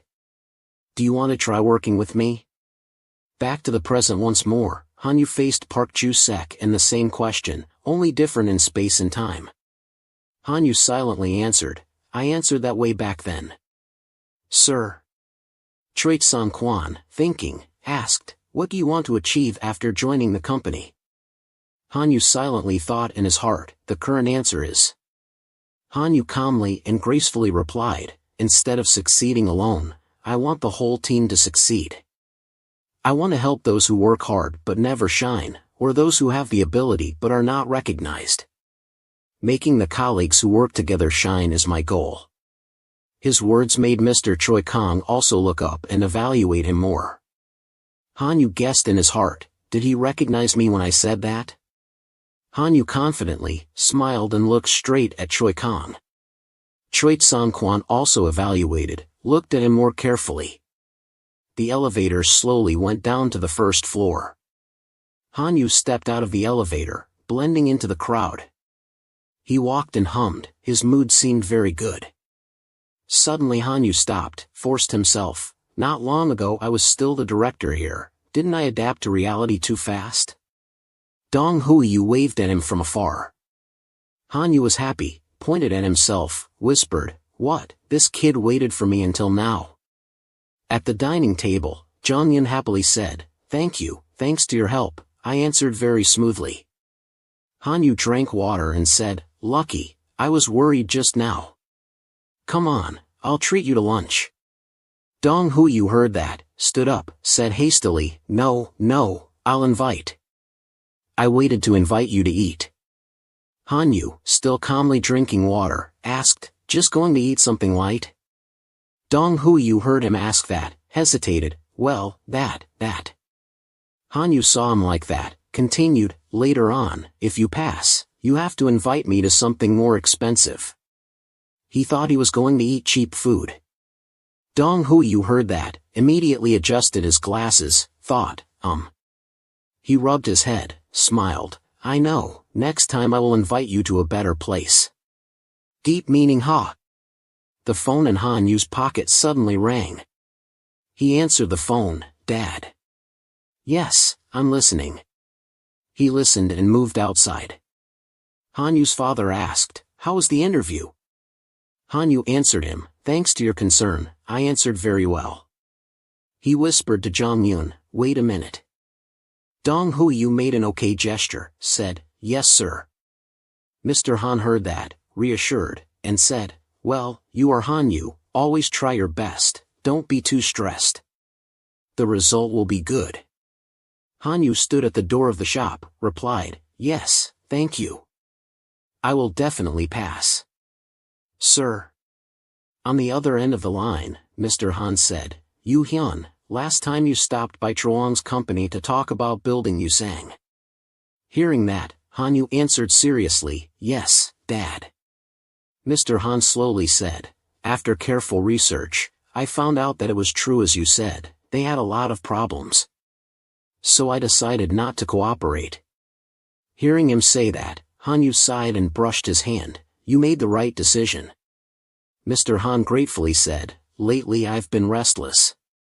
Fortunately, thanks to you too. Thank you. Hanyu repeated, what are you thanking me for? I didn't do anything. After getting off the bus, Hanyu walked lightly on the street, thinking back to the one thing he had changed, his heart smiled happily. As he walked, he suddenly stopped, looking back at the notice posted on the street, recruiting martial arts students, strong, increase physical strength, come to meet Cheongsong Stadium. The sky began to turn to night. The sun slowly set, gradually disappeared, leaving only darkness. Suddenly there was a voice, thanks to Director Han shaking hands with me, throwing away the others, I was able to sit in this position. A cup of medicine was filled. The shadows of two people talking were faint. One of them said, that's why I helped you become a director. What else? How do you feel? The other replied, thank you, sir.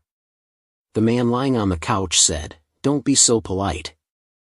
This is the wine I especially prepared for Director Han. Try it. Hanyu of the previous life lifted the glass of wine and drank, replied, yes, Chairman. He drank sip by sip, the wine ran down his lips, and fell to the ground. He saw Hanyu drink it all and was pleased to ask, sweet, right? Hanyu wiped the wine still at the corner of his mouth and asked, where is this wine produced, sir? Very sweet, sir. He sneered and said, it must be sweet, because it is made from the blood of the colleagues you kicked out. Hanyu heard that and was stunned. Looking at his hand still full of wine, he dropped the glass of wine, couldn't believe it, no. The glass of wine shattered. Hanyu in the present also woke up from the nightmare. He looked at his hands, checked. Those hands were shaking violently. He whispered, I forgot already. The more people, the more Hanyu was stunned, scared and shivered. Remembering the man in the dream, he was the chairman of the Hansung group, born in a royal family, unlike me, an absolute wall, owning everything. Eventually he had to overcome that wall. Hanyu ran to exercise. He couldn't stop thinking about that dream. Do you really think you can overcome that wall, Hanyu? Be honest, you don't believe in the possibility of that, do you? But if you fail, what will you do? Will you protest against the arbitrary decisions, maintain your work as your right to live, or negotiate with the laid-off workers, ensuring your survival? Fish in the sea, employees in the company, downsizing, killing families, random restructuring. Let us work, risk our lives to oppose.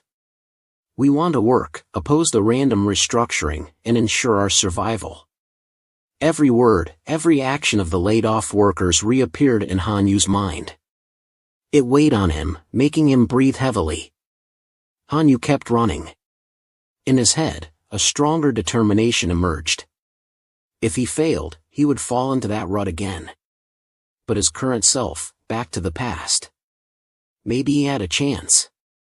Thinking of that, Hanyu ran harder towards the front. The entrance to the gym was ahead. He wondered to himself, but I can't do it the way I did before. What should I do? How, from now on, can I do something? What can I do?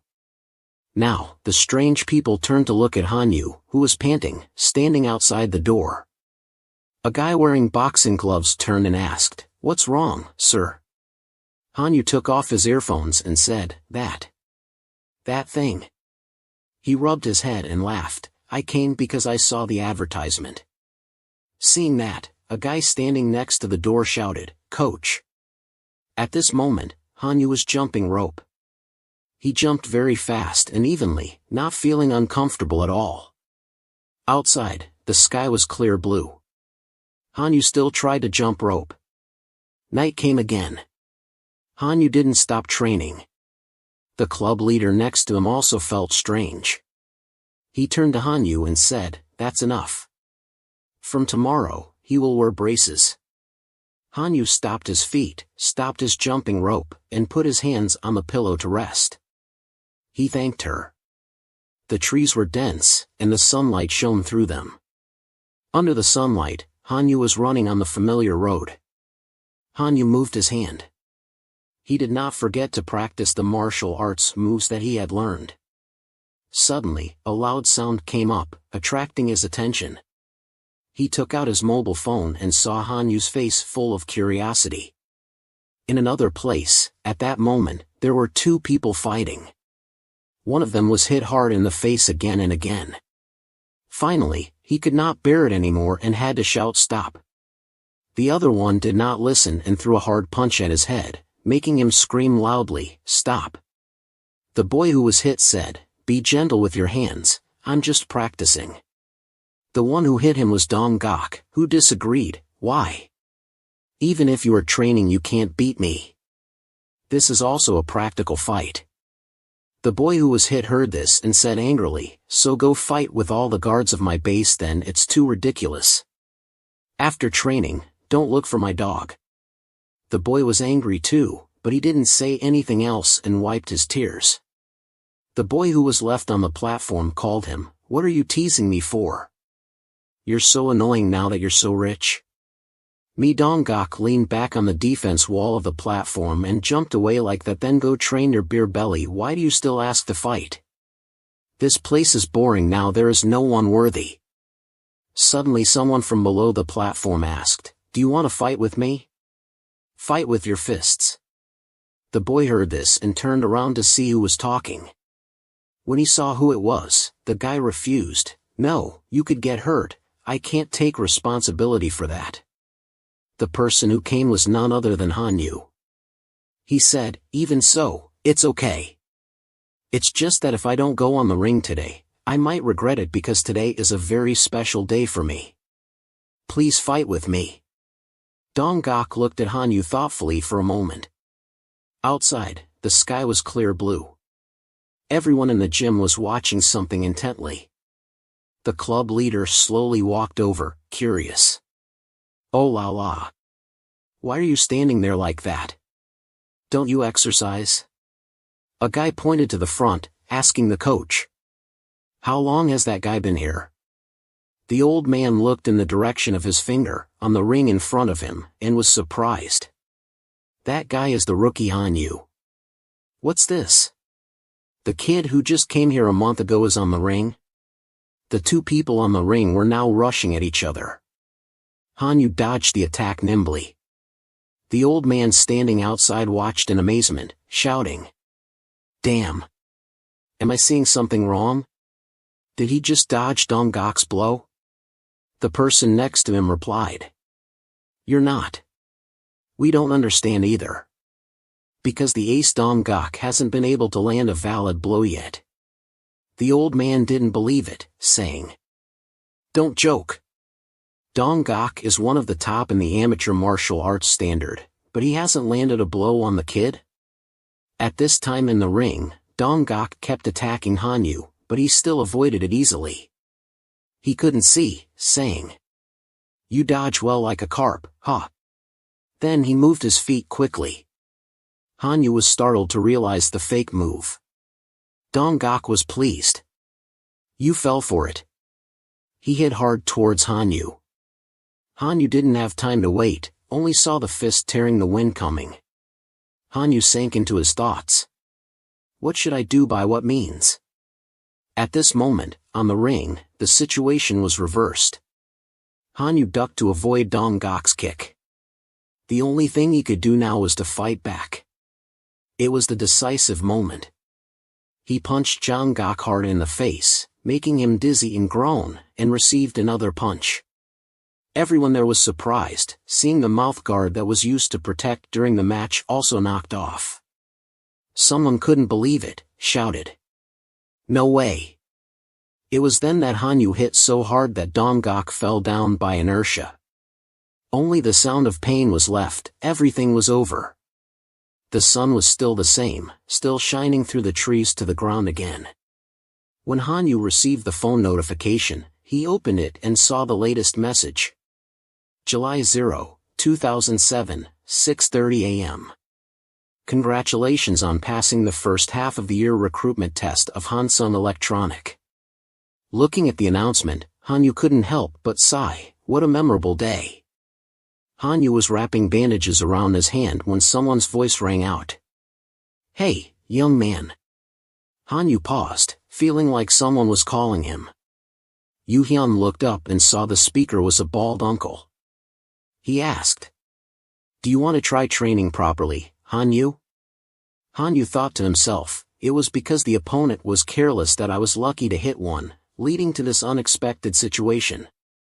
He smiled and replied politely. Hanyu tried to refuse, I have a job already. The uncle was still adamant. I'm not kidding. The uncle tried to persuade him. Think seriously, you really have talent. Hanyu interrupted the uncle. Uncle, I just got into Hansung Electronics. The uncle sighed regretfully. I really pity your talent. You're old, but if you're trained properly, he paused, then continued, you can earn as much as a few years of work. Hanyu picked up his bag. Money is not important, he said and turned away. Hanyu didn't forget to look back and finish the sentence. I've already earned that much, so I don't care anymore. The uncle was puzzled and asked again. Huh? What did you say? Hanyu walked away, leaving the uncle curious. The uncle muttered to himself, how did he earn that much? Before disappearing, Hanyu raised his hand and said to the uncle.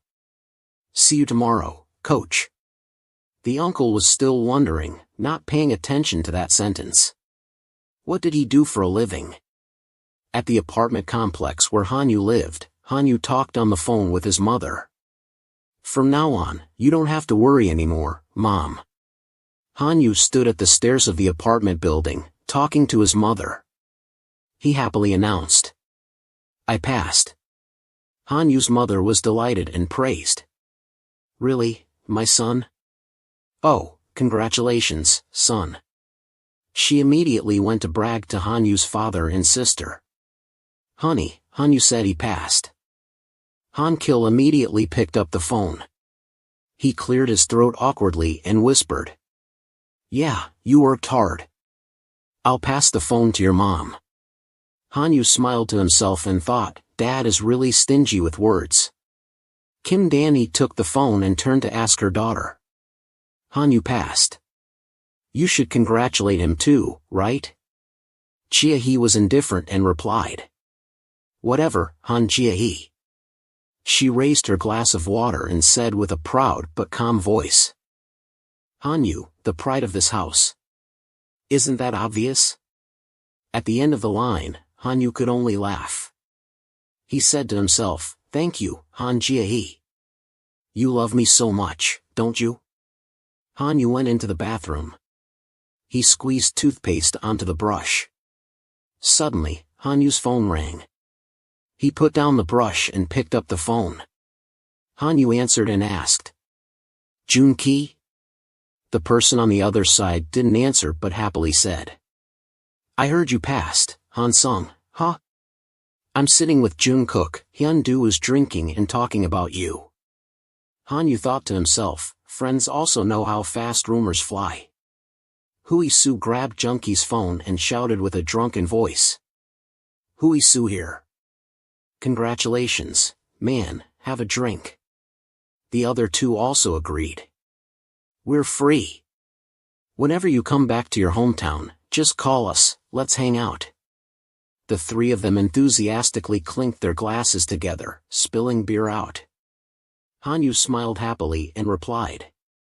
Of course, just make a plan. I'm done. He silently thanked in his heart, "Thank you, my friends." A while later, Hanyu's phone rang again. Hanyu was brushing his teeth, so he didn't answer the phone right away. A few seconds later, he picked up the phone. The person on the other end spoke first. "Do you remember me? I'm your father's friend, the director Kim's son." Hanyu replied enthusiastically. "Of course I remember. Hello, Uncle." After 2 phone calls, Hanyu once again held his toothbrush and brushed his teeth determinedly. Hanyu brushed his teeth calmly. As expected, the ringtone rang again annoyingly. Hanyu answered helplessly. "Hello." He silently felt sorry for himself, not knowing that brushing his teeth could be so hard.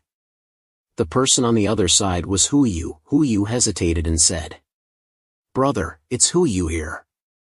"I don't know that." Ignoring the toothpaste foam still on his mouth, Hanyu replied friendly. "Congratulations, Huyu. You also passed." Hearing the end of the sentence, Huyu shouted, "I knew for sure that you passed. This time, I will treat you to a really good meal." Hanyu had to hold back his words, even though he wanted to say that he didn't need to be treated. "Kid, let me brush my teeth." Huyu was very enthusiastic. He kept talking without stopping until the sun set. Hanyu thought to himself, "I just passed into Hansung. Being congratulated by so many people like this is much better than becoming a director." The sky was covered by the beautiful orange color of the sunset. And then, the night gradually fell. A few houses in Hanyu's apartment complex turned on the lights. Until the night fell completely, all the lights were lit up. The surroundings were silent to the point of being scary. A figure walked to Hanyu's door and opened it. Hanyu asked, "Mom. It's late, why are you still awake?"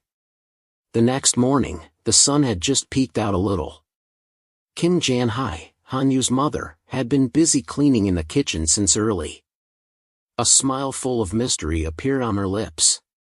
Kim Dan-hai brought the pot of food to the table and saw her son was up. She smiled and said, "Anyway, it's the first day of work, you have to eat some hot rice." Hanyu was stunned and looked at his mother in astonishment. Hanyu understood the reason. It turned out that it was because of this meal that his mother came here last night. Hanyu pondered and looked at the food in front of him. He couldn't help but excitedly shout, "I will eat well." After eating, Hanyu changed into a vest to go to work. Kim Jan-hai personally tied the tie for him. As she tied, she praised, "That's it, you look cool." Hanyu adjusted a few more things. Kim Jan-hai didn't forget to remind, "Mom prepared the dish you like, remember to eat enough, don't be picky." Hanyu obediently answered, "Yes, I will eat enough." Kim Dan-hai sent her son out of the house. Kim Jan-hai continued to instruct, "When you meet people at the company, remember to greet them politely." Hanyu reassured cheerfully, "Don't worry, Mom, I'm the son of Mrs. Kim Jan-hai." She cheered Hui even though he had gone down the stairs, "You will do well, keep it up." Kim Dan-hai stood and watched Hanyu's back until only the sound of footsteps going down the stairs was left. Kim Jan-hai still stood in front of her house, looking after him as if waiting for something, but only received disappointment. Kim Dan-hai was about to close the door when she saw Hanyu coming up from the stairs. She was puzzled and paused to look at Hanyu. He respectfully bowed his head and greeted his mother. Kim Jan-hai immediately smiled happily. Hanyu ran down the stairs, not forgetting to say, "I'm going to the company." Kim Jan-hai told him, "Hurry up, you're late." Now, the train was running very fast. Hanyu took out his wired headphones. He put them on his ears, stood leaning on the handrail and looked out the train door. Although the train was running so fast that he couldn't see anything, Hanyu looked far away. The scenery outside the train flew by like the wind. After a while, the train stopped. When it arrived at the station, the train door opened. Everyone was standing and waiting to get off. At the same time, everyone ran, making the scene more chaotic than ever. Among the hurried crowd, Hanyu was strangely calm. Hanyu wondered, why is everyone running? He wondered in his mind, because of the transfer station? What's the difference if you run? There must be a reason, right? Hanyu made a decision in his head, just try to confirm, right? First, just walk and see how many minutes it takes, then run tomorrow. As he was walking slowly, Hanyu suddenly startled when a loud sound came from somewhere. The voice of a woman screaming, "What's wrong, Chan-jo? What's wrong with my Chan-jo?" Next to her was a wheelchair that fell over. The woman with pink hair supported a girl in a patient's clothes who was lying face down on a pole. She yelled at the woman with silver hair, "You hit someone, you should at least apologize. How can you just leave like that?" The woman with silver hair pointed at herself in confusion and asked, "Huh? Did you two hit me?" The curious crowd stood around to watch. The woman with pink hair Hansung angrily replied, "What else? Does it look like a wheelchair that fell by itself?" The woman with silver hair stammered, "But I didn't feel anything." The person called Chan-jo in the arms of the woman with pink hair kept moaning. "Ouch!" A man in the crowd spoke up. "I was next to you and saw you use your suitcase to push it." The woman with silver hair turned to look at her in astonishment. "Huh?" The other person continued. "You have to be careful with such a big suitcase on the street." The man with orange hair in the crowd also joined in. "You can see that this woman has a thick face. I also saw her deny it." Hanyu also stood and watched. He thought to himself, "This scene is like déjà vu." The crowd didn't know the truth and heard a few words and joined in. "What are you waiting for? Take the kid to the hospital. This woman hit someone. And still acting." "What?" The silver-haired woman was stunned and didn't know what to do. She covered her mouth and stammered. "What? What is this?" The orange-haired man continued to speak. "Call the police. Do they have to eat prison food to wake up?" Suddenly, Hanyu appeared behind the orange-haired man, and asked in a low voice. He didn't forget to remind. "Did you change your work location? Be honest from now on." Tran Dong kept showing pain.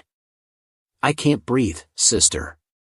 Seeing her younger brother in such pain, his sister called his name loudly. "Wake up. Don't pretend." Then she turned to the old lady and scolded. "What are you going to do? Do you want to leave him like this? You should take responsibility. Call an ambulance quickly. You are so selfish." The old lady was scolded and felt a bit dizzy. Then she took out her phone. "Wait a minute, I'll call an ambulance." But her hand was shaking and she dropped the phone to the ground. And it was picked up by Hanyu, who pressed it. He asked, "Are you having fun? The ink on the contract is not dry yet. You bitch." He looked at his face and wondered, "Where have I seen this face before?" Seeing that he didn't recognize him, he turned and asked, "Why not? Remember? I'll help you remember." Recognizing him, he screamed, "How are you here already?" He swore that this was not like that, just a misunderstanding. He pressed the phone and took a picture of their faces.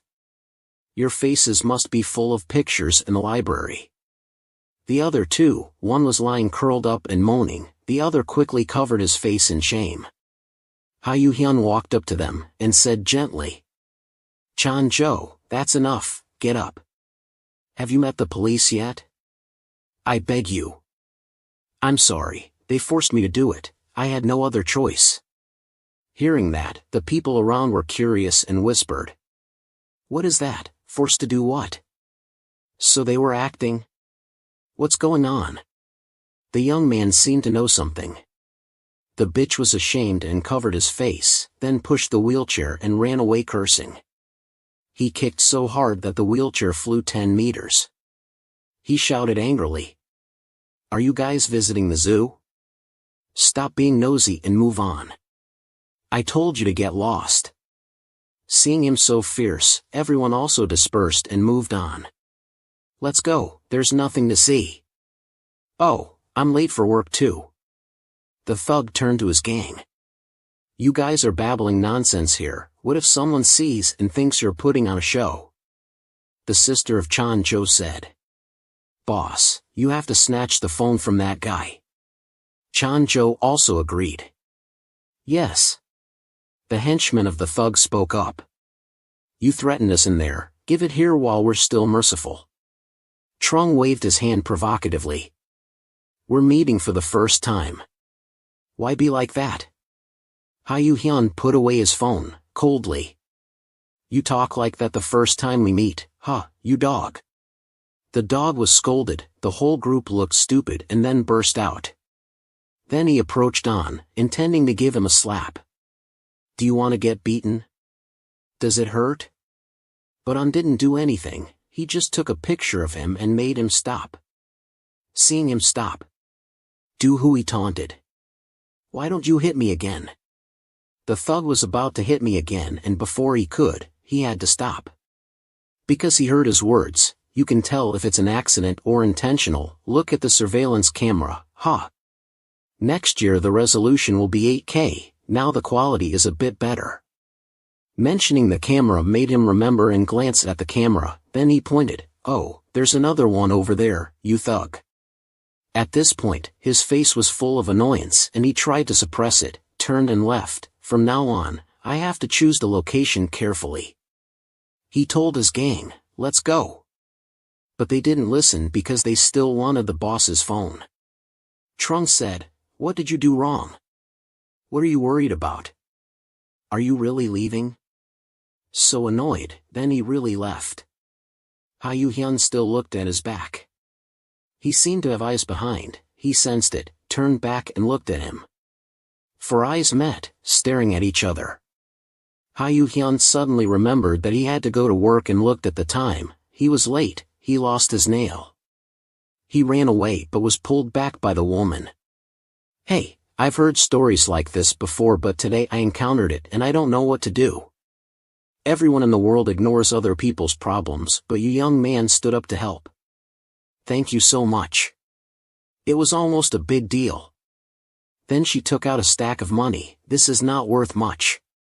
He looked at the stack of money and pondered, pursed his lips and told her to put it all away. It's not like you can just pull out money and that's it. Hearing him say that also made her astonished. He only realized then, he forgot himself and acted carelessly like before, his face was too cold. Then he chuckled, thank you but I only accept your goodwill. I have met those guys before. I'm late for work so I have to go. Then he turned around and left her standing there dumbfounded. He ran like flying and thought, he stood there for 13 minutes, being late on the first day is not good, why did he bother so much? If he ran on foot, he would suddenly have someone holding high heels next to him. He was surprised to see the high heels, he saw a woman who seemed to be late for work too and ran like flying like him. He looked at her and thought, that's right, it's not like he's the only one who's late for work. Then suddenly there was another person, he turned to look and was surprised by the young man riding a bike. He smiled a bright smile. He looked at him, Hanyu recognized him as Woo Hyuk Jang, we met again. I'm glad to see you. Before he could finish being happy, his face suddenly froze, turned pale because his friend was hit by a car and lay there groaning. He could only call, oh my God. Are you crazy? Why did you ride a bike into the car lane? The person in the car shouted loudly. Hanyu dropped his bike and stood on his knees panting. The man in the car got out and yelled again, do you want to die so much that you're crazy? The young man looked very calm. He just picked up his bike and said, if you didn't signal, what should I do? The man in the purple shirt was speechless. Signal. The man in the purple shirt continued, this is a big road, bikes have to be careful and know their place. You look so young and naive, rushing like that is not good. Hanyu was walking and saw the silhouette of the man and realized something. Hanyu thought he was the person in the interview, Deputy Director Choi Kong, one of the LCD project. The young man on the bike argued back, even if it's a big road, I was the one who ran in front, and I was the one who got hurt. Why do I have to listen to you scold me? Deputy Director Cho Kien pointed at the young man and yelled, There, I ask you, why did you ride a bike on the big road? Hanyu looked at the current situation and thought, I'm doomed. The young man gradually raised his voice, You are the careless one. Deputy Director Cho replied, You? How dare you talk like that to anyone? Apologize now. Hanyu looked at them and remembered that his observation and memory skills were really zero. Finally, the young man also agreed to apologize. But he added, But on the first day of working at Hansung, having to apologize is very unlucky, sir. The director stood dumbfounded. What's wrong with this guy? He's a freak. Hanyu covered his face. In front, there was a girl who was bending down and saying, It's not our business, why worry about it? The girl was wearing high heels and saying, It seems like we have plenty of time. Hanyu saw the girl in front of him and sobered up, turned back and looked. Not seeing Hanyu respond, the girl continued, I didn't care before, but now if I don't go, I'll be late, you know that, right? The girl put on her employee badge as she spoke. The face of the badge suddenly revealed a face that made Hanyu startled. He squinted one eye and looked closely at the badge to see what her name was. Finally, Hanyu also saw the name. He was surprised. What? The car accident just now on the big road of those two people? The other person was not done yet. Deputy Director Choi had run out of patience with the young man. He stood with his arms crossed, bowed his head and said, Working at Hansung, I'm speechless. The young man answered, Speechless, what do you mean, sir? If it wasn't for that, I would have called the police already. Hearing the two words police, once again made Deputy Director Choi furious.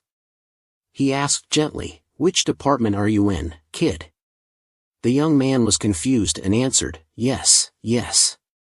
That department. Deputy Director Choi continued to scold, I'm the deputy director here, I ask you which department you work in. The young man just heard and panicked, stammered, I'm a new employee. Deputy Director Choi continued, A new employee who rides a bike to work, is the company a place to play, kid? The employee answered, No, it's not like that, I ride a bike to exercise, to save money on transportation, and also to be romantic, sir. Far away, Lee Aaron quietly walked towards the company, ignoring the two of them standing there arguing. Deputy Director Choi was about to raise his hand to pat the employee's head. Romantic, a new employee should have a broken mind, The deputy director was about to hit the head of the employee when Hanyu stepped in to stop him. Hello, Deputy Director Choi, I'm the new employee Hanyu.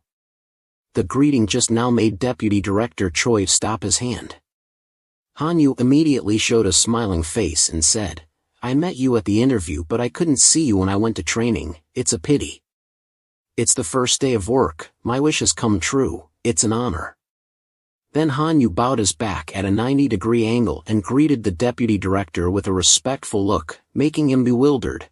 Seizing the opportunity, Hanyu asked, Has your golf elbow improved, sir? Deputy Director Choi heard this and was very surprised, thinking what was that? Hanyu then described. That last time I saw you at the interview, I saw your arm look serious, I was very worried. Deputy Director Choi heard this and remembered that's right, that kid. He recalled that there was a young man who came to the interview and did a golf swing and said, I usually go with my father, sir. Lately I've been suffering from golf elbow so I've learned how to treat it. Thinking of this, Deputy Director Choi eagerly said, Oh, it's you. So you were appointed here. Hanyu took the opportunity and said, If you don't mind, let me check it for you.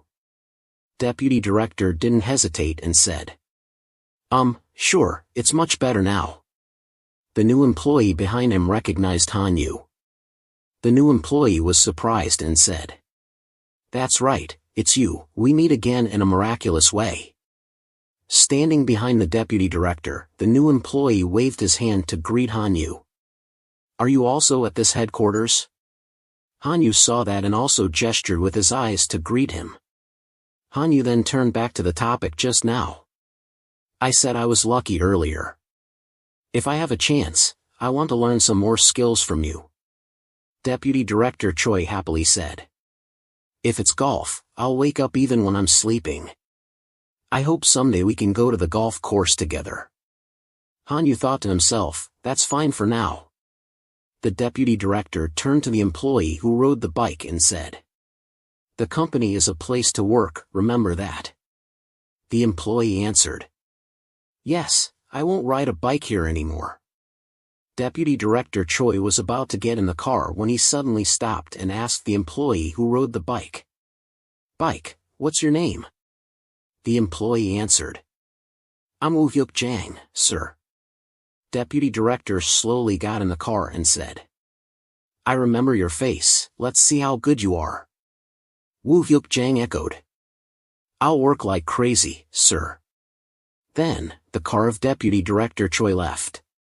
Woo Hyuk Jang still stood there, echoing, "Please follow me, sir." Hanyu dragged him into the company and said, "Hey, you don't have time, do you want to be late on the first day?" The sentence just now made Woo Hyuk Jang sober up. Woo Hyuk Jang quickly leaned his bike against a tree and said, "Wait a minute. Wait, let's go together, we're colleagues." Hanyu ran hurriedly into the company and shouted, "Hurry up." Woo Hyuk Jang replied, "Wait, let's go together, we're colleagues." Hanyu thought, in the second half of the year, the project recruited 1,200 more employees. The image of the company towering in the heart of the city. At the end of the training course, only one room, that is, 12 people were appointed to the LCD project in Hongtan. In that room, there was me and Woo Hyuk Jang. Hanyu held up his employee card and swiped it on the magnetic door to enter the company. The magnetic door lit up, indicating that the employee card was recognized successfully. Hanyu walked in cautiously, making Woo Hyuk Jang behind him surprised.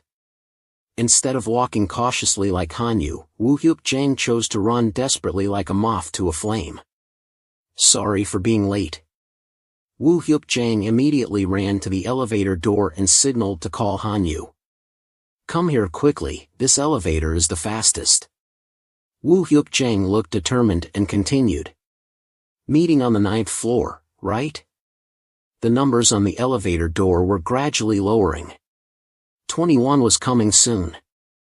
The faces of the two people waiting for the elevator were very eager.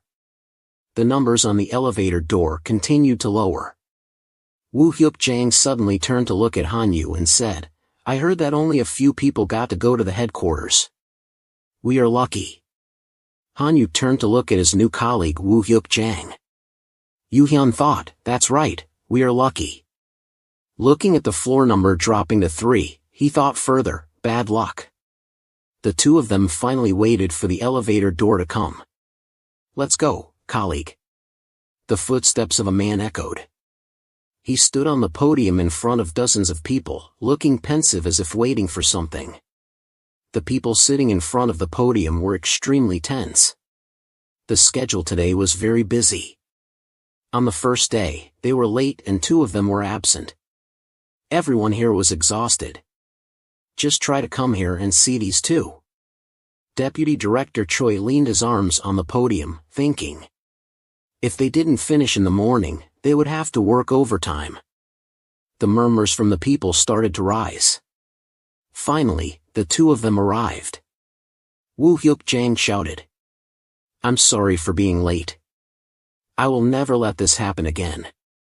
Everyone was surprised by the noise. Woo Hyuk Jang bowed his head and gasped, his face excited. "My heart is beating so fast now." Woo Hyuk Jang turned his face and looked at Hanyu. Do you feel the real thrill of getting into Hansung, enthusiastic? Hanyu looked inside the room and thought. How could my new start begin like this? He thought, then approached and patted Wu Hyuk-jang's shoulder. Wu Hyuk-jang also stepped in and said, all right, let's go together, colleague. So, Hanyu looked at his cheerful colleague and thought more. Don't die, Wu Hyuk-jang. Product planning room. The staff in the room looked at the clock as if expecting something. He must be coming soon, right? The staff member fell back on his chair and wondered, why is the day so long? The colleague next to him also teased him, are you anxious because the new employee hasn't arrived yet? The staff member immediately replied, why should I be anxious? Even if he comes, he won't last long.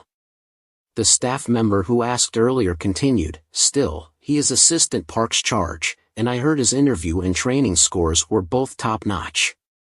Not worth looking forward to? I have never seen anyone who has both high grades and good work performance. He said dejectedly, look at me. Then someone appeared next to him. The deputy director looked at the employee and said, that's not what you should say after being scolded. The employee was scared and sat up straight when he saw the person who appeared was the deputy director Xian Chandong. The employee smiled and said, success is not the mother of failure. Xian Chandong said, still smiling, and then patted Assistant Park's back and said, those two are also Assistant Park's strengths. Assistant Park stood up and said, thank you, Deputy Director Xian Chandong. The other deputy director left without looking back and waved his hand, thank you for what? Looking at his grades, I see that he is also a person who only has enthusiasm like Assistant Park. But do well. What is that? The colleague next to him also encouraged and said, anyway, making others uncomfortable is also a kind of ability. Don't worry anymore. Assistant Park said sadly, why is that? It's all because of my shortcomings. The other colleague continued, Park Dong-yu, the best in the world, why are you so wilted? Come on, straighten your back. That's how you can welcome new employees. Park Dong-yu turned and said, wilted? What are you talking about? The colleague pretended to be surprised and said, really? The assistant still confidently affirmed, of course. The other colleague smiled and said, good. I trust you. Then, Park Dong-yu stood up and said loudly, assistant. I will take good care of the rookie. In another room, someone opened the door and said, has Seo Hai arrived yet? Seo Hai answered, yes, I'm here. The person who announced continued, I'm from the Public Relations Department, please bring your items and follow me. Seo Hai answered, yes, yes. At this time, the middle manager with Hanyu spoke up, now there are only 3 big bosses left, right? I'll give you a tip. The person next to him heard that and also leaned over and asked, what is it? He continued, first of all, don't be too nervous in front of your seniors, especially your expression. Don't look sullen or you will be despised. And no matter what, always smile. Then, someone came in and called, you are Mi Dong-hak, right? Sorry, I was late because of some work. Mi Dong-hak stood up and smiled in reply, there is nothing, senior.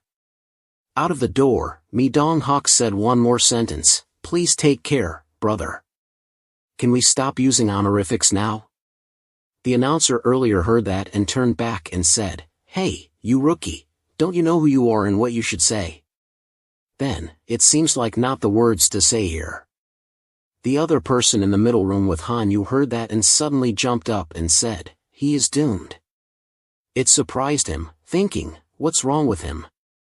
Another person came to announce, Wu Hyuk-jang, please move to the marketing team, bring your stuff. Wu Hyuk-jang stood up and walked out of the room, not forgetting to look back at Hanyu and say, cheer up. The announcer looked into the room and said, only one person left, right? The announcer looked at the list and said, that's you Hanyu, please go to the elevator and go up to the 12th floor. The elevator went up to the 12th floor and tinged. Here, half of the 12th floor is the department in charge of mobile business marketing, including the sales team, marketing team, and product planning team. The staff in some rooms asked someone. The announcer also introduced the new staff in the team, divided into departments. Swipe the card to enter the right room. Hanyu entered a busy room. People were buzzing. Please complete before the 14th. Yes, hello.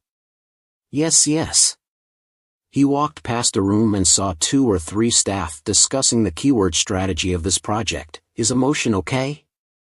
Emotion sounds too abstract, so can it be more specific and impressive? Then how about the same level of joy, anger, love, and hate? Hearing that, Hanyu thought, this place will also be separated from the LCD project in a few years. To the marketing room, they were also talking, too hard. I mean, let's make it simpler and easier to recognize, just emphasize the features and it will be better. Kyo looked in and saw Hanyu coming in, thinking to himself, it feels like watching an old cassette tape, memories of everyone are faded. On the other side, there was a person speaking loudly, I will work very hard. Woo Hyuk-jang stood straight and said, please follow me. Hanyu saw that, thinking, Woo Hyuk-jang, you are too tense, relax. The announcer led him to the right room and said, the product planning is inside here. Hanyu heard that and thought, I know. The team I came to is cursed. The announcer pointed to the desk and said, do you see the end there? Go there and find assistant Park Dong-yu. Can you do it? He answered, yes. Park Dong-yu peeked his head up to see who it was, thinking, it's been a long time since there was a new employee. Then he immediately ducked his head down to his desk. The colleague next to Park Dong-yu whispered, hey, Assistant P, take care of him properly. If you don't get him under control at first, you'll have a hard time later. Use your momentum to overwhelm him. Park Dong-yu replied, don't worry, everyone, I'll discipline him. Park Dong-yu turned back to work and said softly, come here and see. At that moment, Hanyu also appeared next to him. Hanyu bowed and said loudly, hello, everyone. Park Dong-yu indifferently said, what are you doing here? The colleague next to him praised, good start. You're doing great. Then, Hanyu introduced, I'm Hanyu, assigned to the product planning team. Park Dong-yu yawned and fell back on his chair, making the colleague next to him confused. What are you thinking, you crazy guy, yawning all of a sudden? Suppress or attack him first, Park Dong-yu.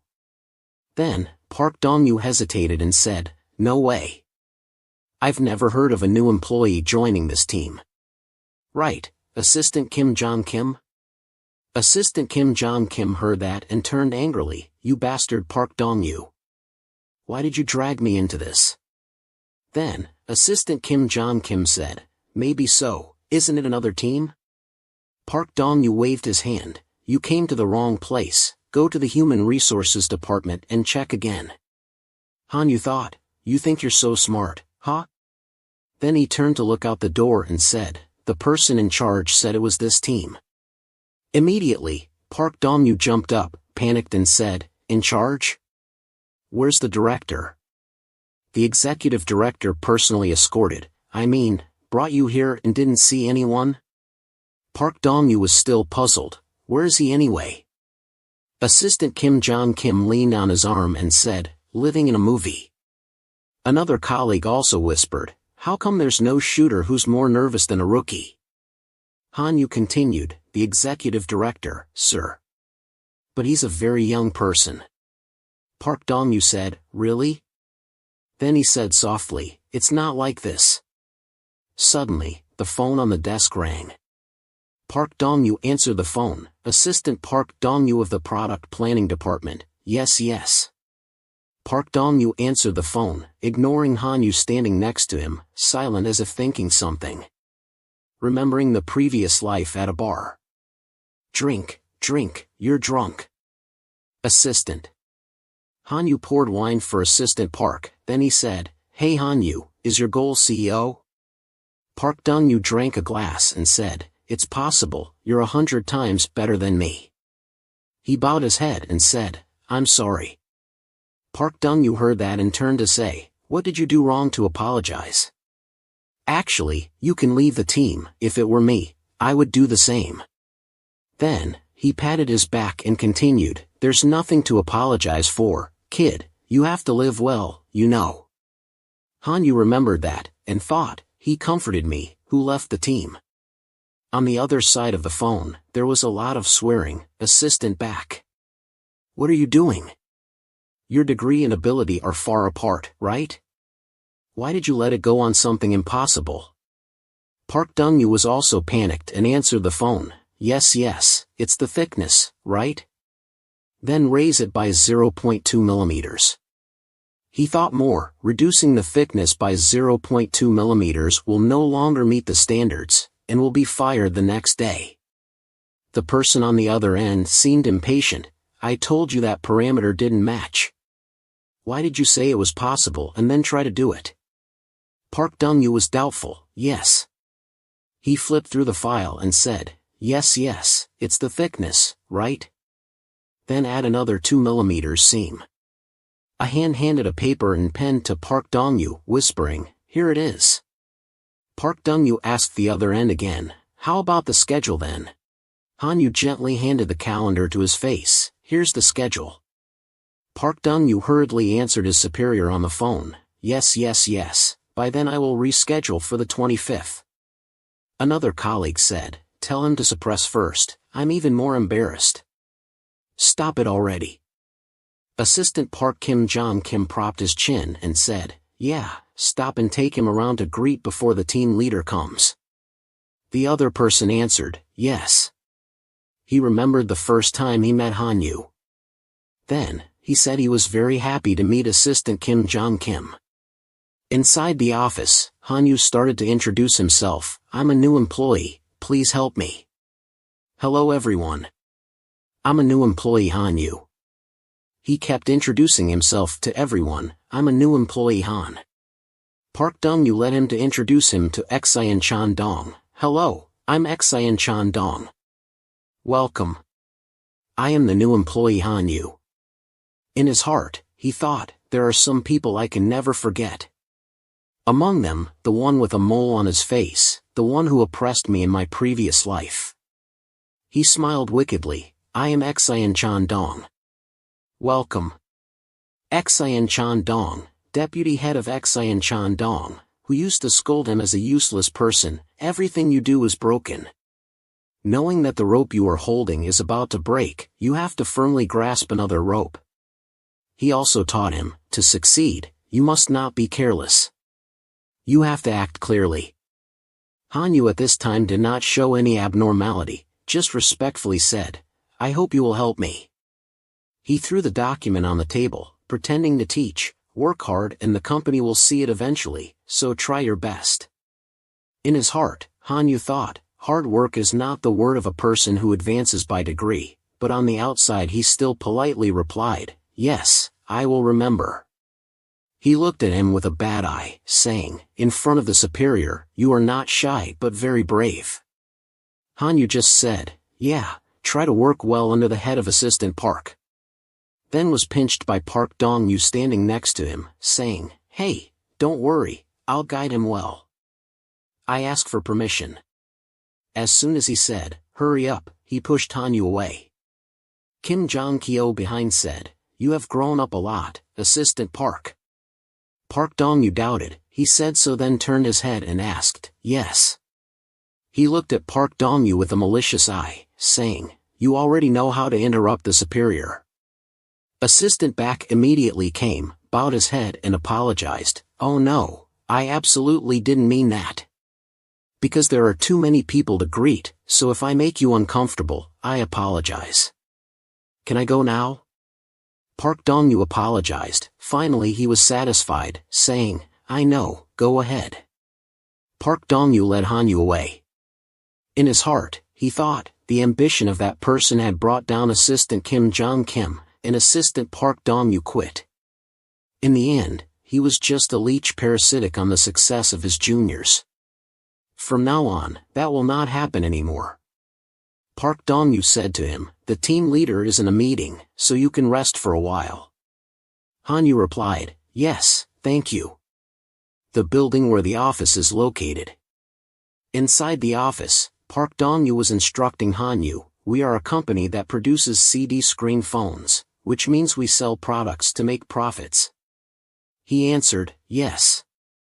Next to them, there were female colleagues who were drinking water and chatting, so they said, Park Dong-yu continues to guide the work, so much indeed. Han-yu noticed the person in front of him carrying a water tank and exclaimed.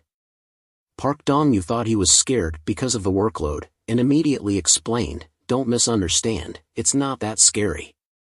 Park Dong-yu continued, everyone is also very nice, there is no place like here. He, on the other hand, paid attention to the janitor who was holding the water tank. There was a female colleague standing next to him. The next second, he heard him scream, oh my God, the water is about to splash on the female colleague. Then an arm appeared, holding the water tank. The hand used one-handed strength. Han-yu hugged the water tank, one hand supporting the janitor. He said, be careful, ma'am. He was still screaming, oh my parents. The female colleague kept looking at him, as if she was attracted. Park Dong-yu was still talking, and only noticed that the person was no longer next to him. So he said, oh. The janitor thanked Han-yu, buddy, if you didn't help, it would be a big deal, oil burns reduce life by 10 years. He pointed to the water tank, let me help you, ma'am. He hadn't finished saying no need to do anything. When the water tank was placed in the right position, and the water in the tank began to bubble. Park Dong-yu couldn't help but praise, you are quick indeed. Han-yu replied, no, thank you, I felt uneasy so I observed a little. Park Dong-yu patted his shoulder and praised, you are really smart and good. Let's go home early today. There was nothing to do when he just arrived. He answered, but it would be bad if a new employee went home early. Park Dong-yu drank soda and said, don't worry, just go. This senior will take care of everything for you. He thought to himself, was he bluffing like that back then? But he still smiled and said, thank you, sir. Park Dong-yu continued, hey, you know our company is a B2B company, right? He replied, yes. Assistant Back said, of course, if the sales team and the customer team want to meet and discuss the quantity of products or negotiate prices. At that moment, a group of female colleagues passed by. The last one was the girl who had noticed him earlier. Park Dong-yu said, we need to have information about the upcoming product. Han-yu replied, yes. Marketing is the same. First, we need to know how the new product is made. When the female colleague passed by, she glanced at Han-yu. Smart and clear were the evaluations she gave to Han-yu. On this side, Park Dong-yu continued, that is the work that our product planning team does. He listened attentively and answered, you ask that our team is the important part, right? Park Dong-yu was very excited, pointing at Han-yu, exactly. Predict, imagine and anticipate trends to plan products. The plan is still only based on the proposals of the sales team and the marketing team. Park Dong-yu drank water and said, I'm lucky to get into this key department, right? Supporting the planning team and listening to so many complaints. Of course, controlling the product development department based on the actual situation is also our job. That means we are the core of the sales and marketing team. Have you ever studied that? Han-yu answered, no, sir.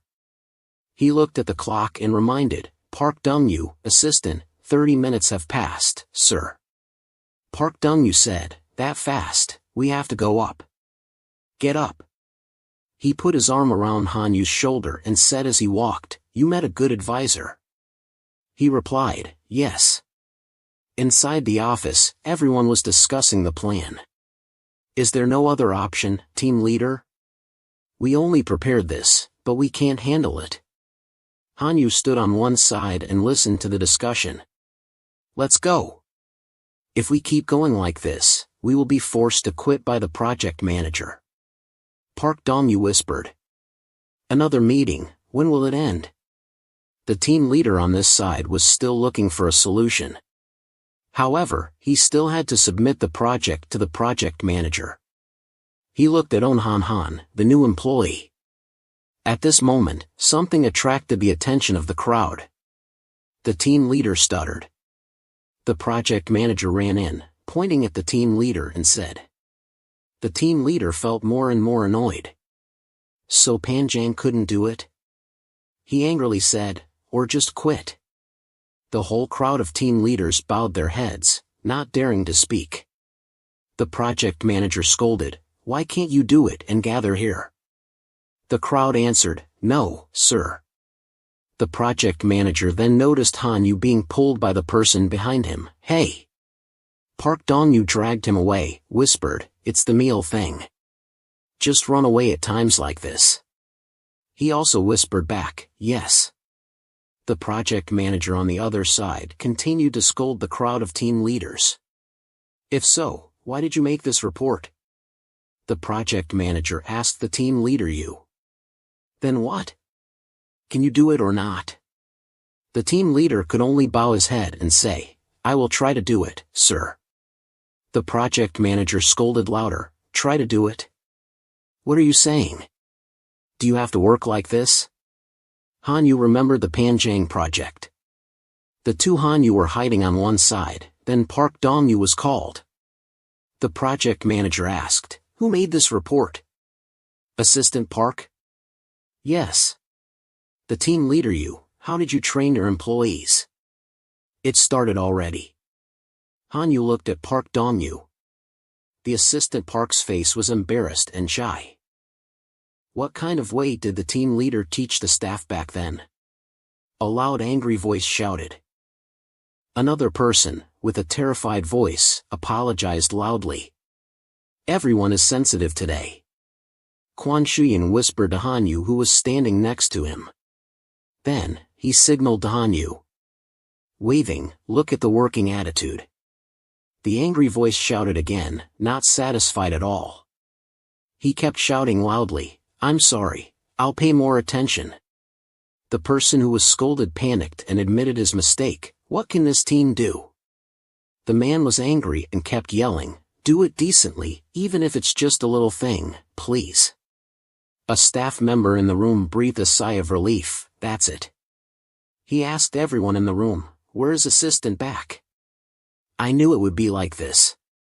A person sitting down, fainting. It seems to be in a special situation, sir.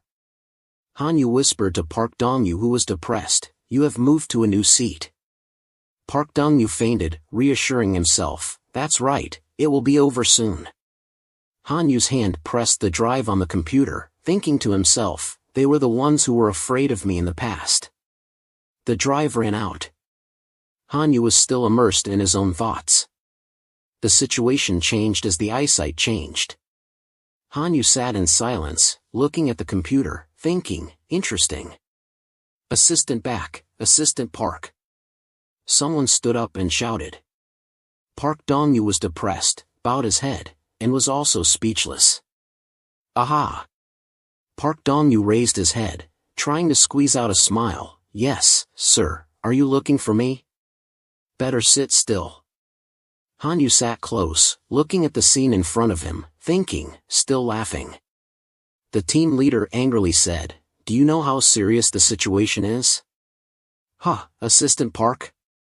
The team leader shouted at a man who was silently looking over, did you come to the company to make money? Park Dong-yu bowed his head and said softly, no, sir. Everyone came to the company for money. And who would go without money? The man said coldly. The team leader couldn't believe it, looked at him, and asked loudly, what? Huh, Team Leader Kim? What did you do to complain? The team leader yelled at the person called Team Leader Kim. That's the truth. Anyway, this month. Team Leader Kim calmly looked at the team leader and told the truth. The team leader couldn't believe it, stuttered and said, don't you care about promotion? A romanticist, department head. Team leader Kim Hui-min? Hanyu thought to himself, is it a bonus for winning? Ego, I like it.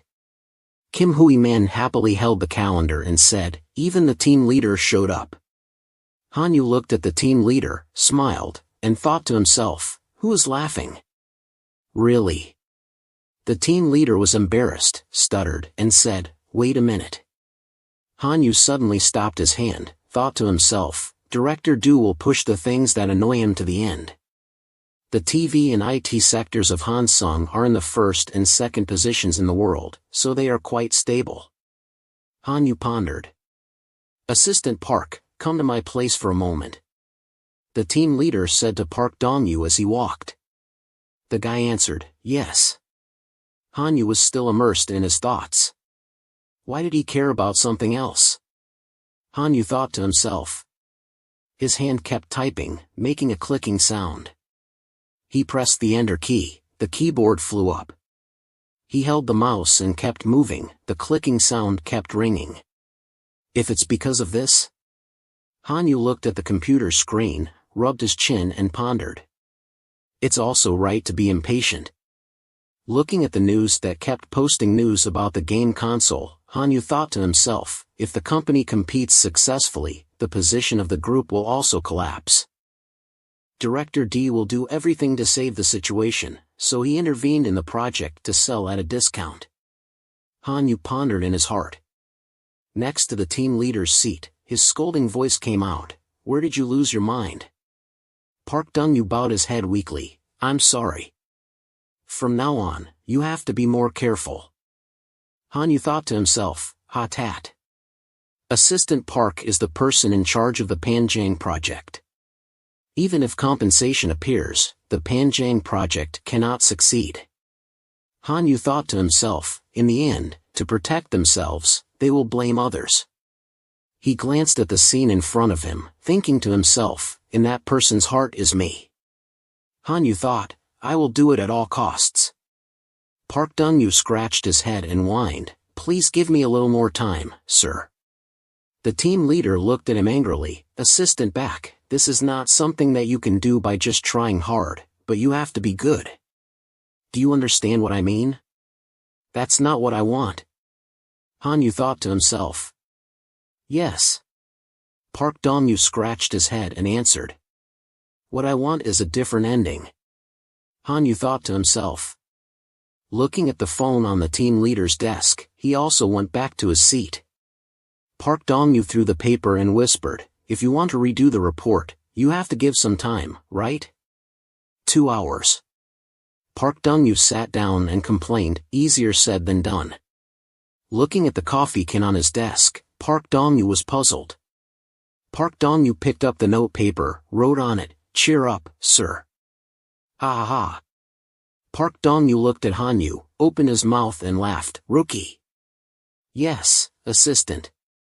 He stood up and answered. This is what seniors do with juniors. Are you my senior? Asterisk Park Dong-yu said cheerfully, Hanyu apologized, I'm sorry, sir. He needs to be disciplined. Park Dong-yu shouted. The first kiss of love. Park Dong-yu rushed up and shouted, intending to hug Hanyu, but he dodged him. I accidentally dodged him.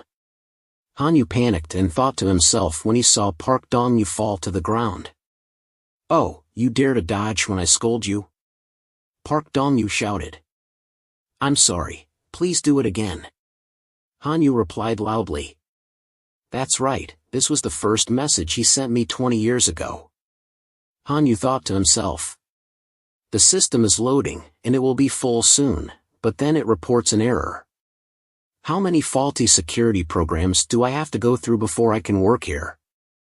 Hanyu was exhausted and held his face, thinking to himself.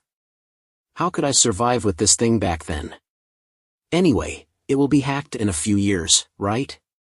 These security programs are all outdated now, aren't they? Suddenly someone looked at Hanyu's screen and said, it also made me suffer a lot at first. That's right, this person is also in the same department.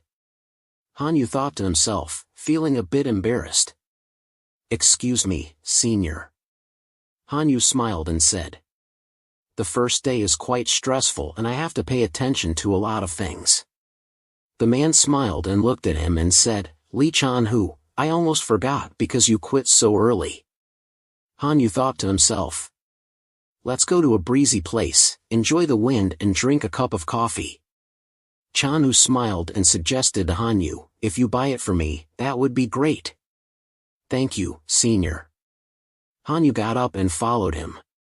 Yes, of course I bought it, let's go. Chan-hu looked at him and smiled.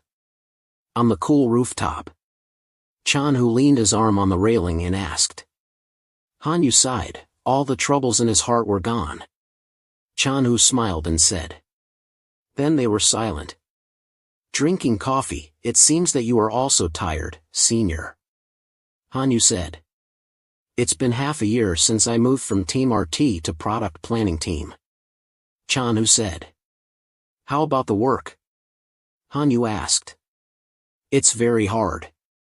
Without answering his question, Chan-hu said, compared to that, I hope the work can be done properly even once. The product planning team has no product plan, every time they are told that it is a nonsense plan.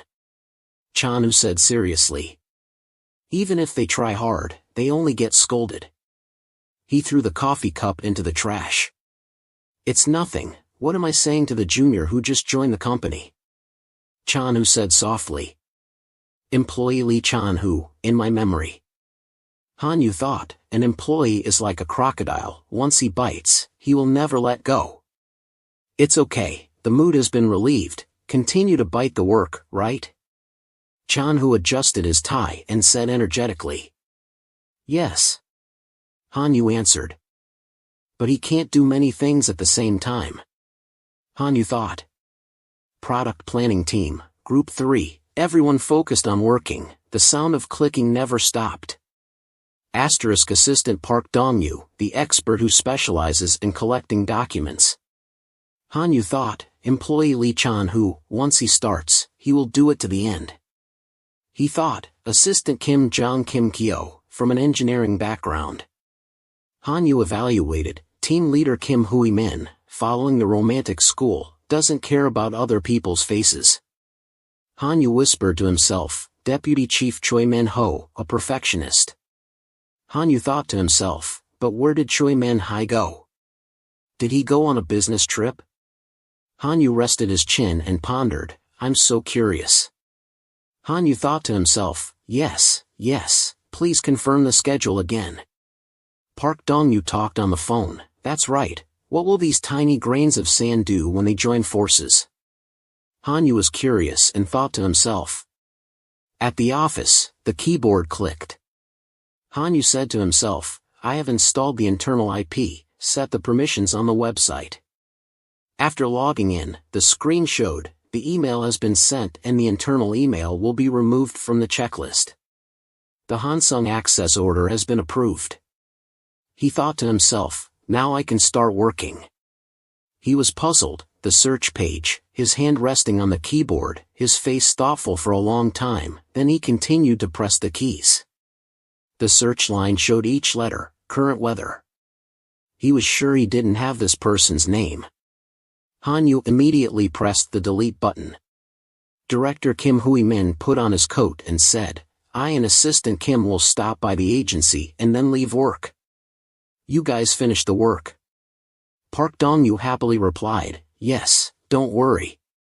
Kim Hui-min turned his head and warned, Assistant Park, when we're not here, don't drink alcohol.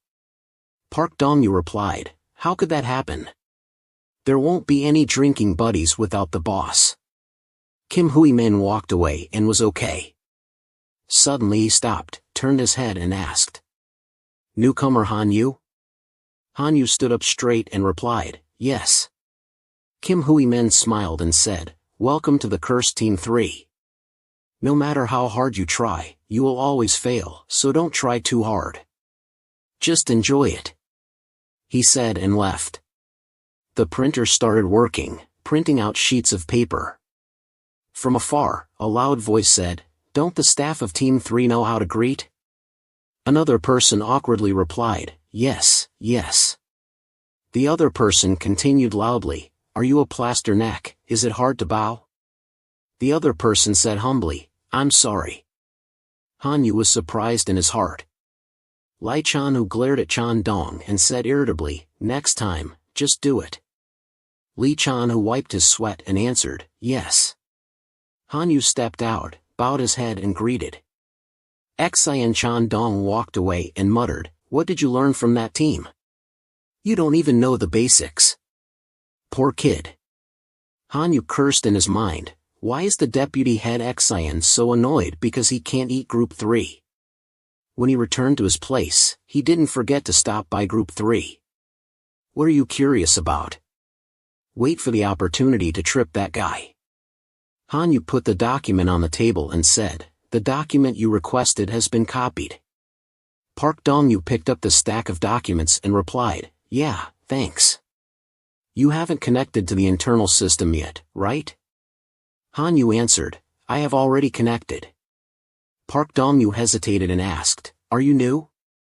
He thought to himself, a monster rookie. Wait a minute. Park Dongyu clicked the mouse repeatedly. "I just sent an email." "Open it, it's the task that our team is responsible for, read it." Hanyu answered, "I just received it, thank you, assistant." Park Dongyu said, "Thank you for what?" "You might not understand anything when you see it, just remember it." Hanyu clicked the mouse, then opened the document, pressed open file B04. He thought to himself, don't understand. The foreign PDA market trend is so clear. Hanyu clicked on the PDF document. He thought to himself, he is big like a bear, but works meticulously like an ant, so he should be called a bear ant. He arranged it very carefully. Group 1 is in charge of selling panels to the top phone companies in Europe such as Nokia, Apple, HTC. Almost all of the revenue comes from this group. They handle many types of panels, and launch dozens of different models every year. But in 2007, at this time, the panels produced by Hansung dropped to rank 4. The pressure to find a breakthrough to beat the competitors was also very high. Hanyu pressed open file P02. He thought to himself, Group 2 is in charge of the phone businesses in East Asia. Hanyu scrolled down and read, refer to the phone business department, which is the strength of Hansung, but was overtaken by Oppo, so they are struggling. The overall situation is stagnant. Park Dongyu spoke up, even if you don't understand, don't just skim and ignore it, look carefully, those are the tasks that the product planning team is handling. Hanyu scratched his face, smiled, yes, I know. I didn't expect to have so many documents like this, our team's work is really a lot. He said to himself, sorry, but I have already grasped all the tasks. Park Dongyu continued, your own task is also important, but more important is to always consider the overall benefit of the team. Hanyu replied, yes. He said to himself, very logical. Finally, it was Team 3, responsible for products other than phones such as Pocket PC, PDA, GPS device, PMP, MP3. Hanyu said to himself, they keep all the good stuff for themselves. They only throw to this team things that are not edible. Moreover, the results that Team 3 sweated to create were all taken by others who were not related. He looked over to the other side. Deputy Head Xian Chandong was moving and would habitually come over here. Hanyu looked to the right, where Deputy Head Xian Chandong was moving, then moved slowly to the left, with some thoughts in his mind. Anyway, it's fine, just draw some gossip, right? He squinted at the screen. Suddenly Xian Chandong exclaimed. With the phone, LCD panel distribution, brand cooperation, phone channel project, all of my work. Why are you looking at my documents? Hanyu was embarrassed. That. He turned to ask Park Dongyu, did you bring assistant back? He was startled and answered, yes. His face became angry. From then until now, you all open my documents to see like this, huh? So curious, huh? If there is anything good, you will snatch it, huh? Open your mouth, let me see, you bastard. Park Dong-yu bowed his head and answered, yes, no sir. I downloaded the public documents from the data room to grasp the work. I'm sorry sir. Hanyu looked at him, raising his hand to slap him. Suddenly Hanyu grabbed his shoulder and said, Dear Deputy Head Xian. He said with a bit of fear, what are you doing? Let go of your hand. His determined eyes made him a bit scared. Hanyu said, Step into the eye of the storm 32. He gritted his teeth, You little bastard. Are you crazy? Hanyu shouted, I'm sorry, I'm very sorry. Everyone looked at him. He continued, Please forgive me, Deputy Xian. He was stunned, You. What? A middle-aged man came over. What's going on? Hanyu smiled, thinking to himself, well, I have to assess the situation before showing my personality. Deputy Xian Chandong, Director Ju Chanjiang, no, nothing. I was just teaching the new employee a few. Hanyu spoke up, interrupting him. I saw the important document of the deputy. I made a big mistake. I'm sorry. Du Chanjiang sound surprised, important document? Move aside. Xian Chandong turned pale. Du Chanjiang read the summary of the team's project, then angrily said. Team leader, come here and look. The manager Oh Jahan bowed his head. What's wrong? Du Chanjiang continued. This is the situation of the planning team that you are in charge of. Jiahan looked at the screen. This team doesn't share the most basic documents? The manager replied. I will fix it. Sir. The director slammed the table. The same team but divided into my work, your work, how to grasp each other's tasks is not the basic thing. How does this deputy not know that and still bully the new employee? If the deputy doesn't know, at least the team leader should check and adjust, it's really sloppy. That's why the team's work is like that, right? The team leader Oh Jahan could only bow his head and say, I'm sorry. The director walked away angrily. He was not happy with something. Product planning room. Xian Chandong said. I'm sorry, the reason I caught the new employee's mistake was because. Yu Jiahan sighed, then interrupted him. Don't make excuses, find the team leader Choi Hansung Hui and tell him to come to me immediately. Please team leader, it's just a misunderstanding. So please don't meet the team leader. Team leader Park Dong-yu felt that he had ingested something, asked. What is this about? The night had come.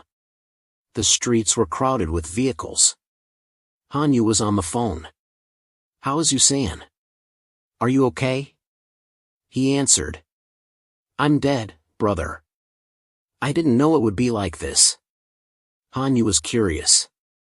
Why did you say that, brother Yu?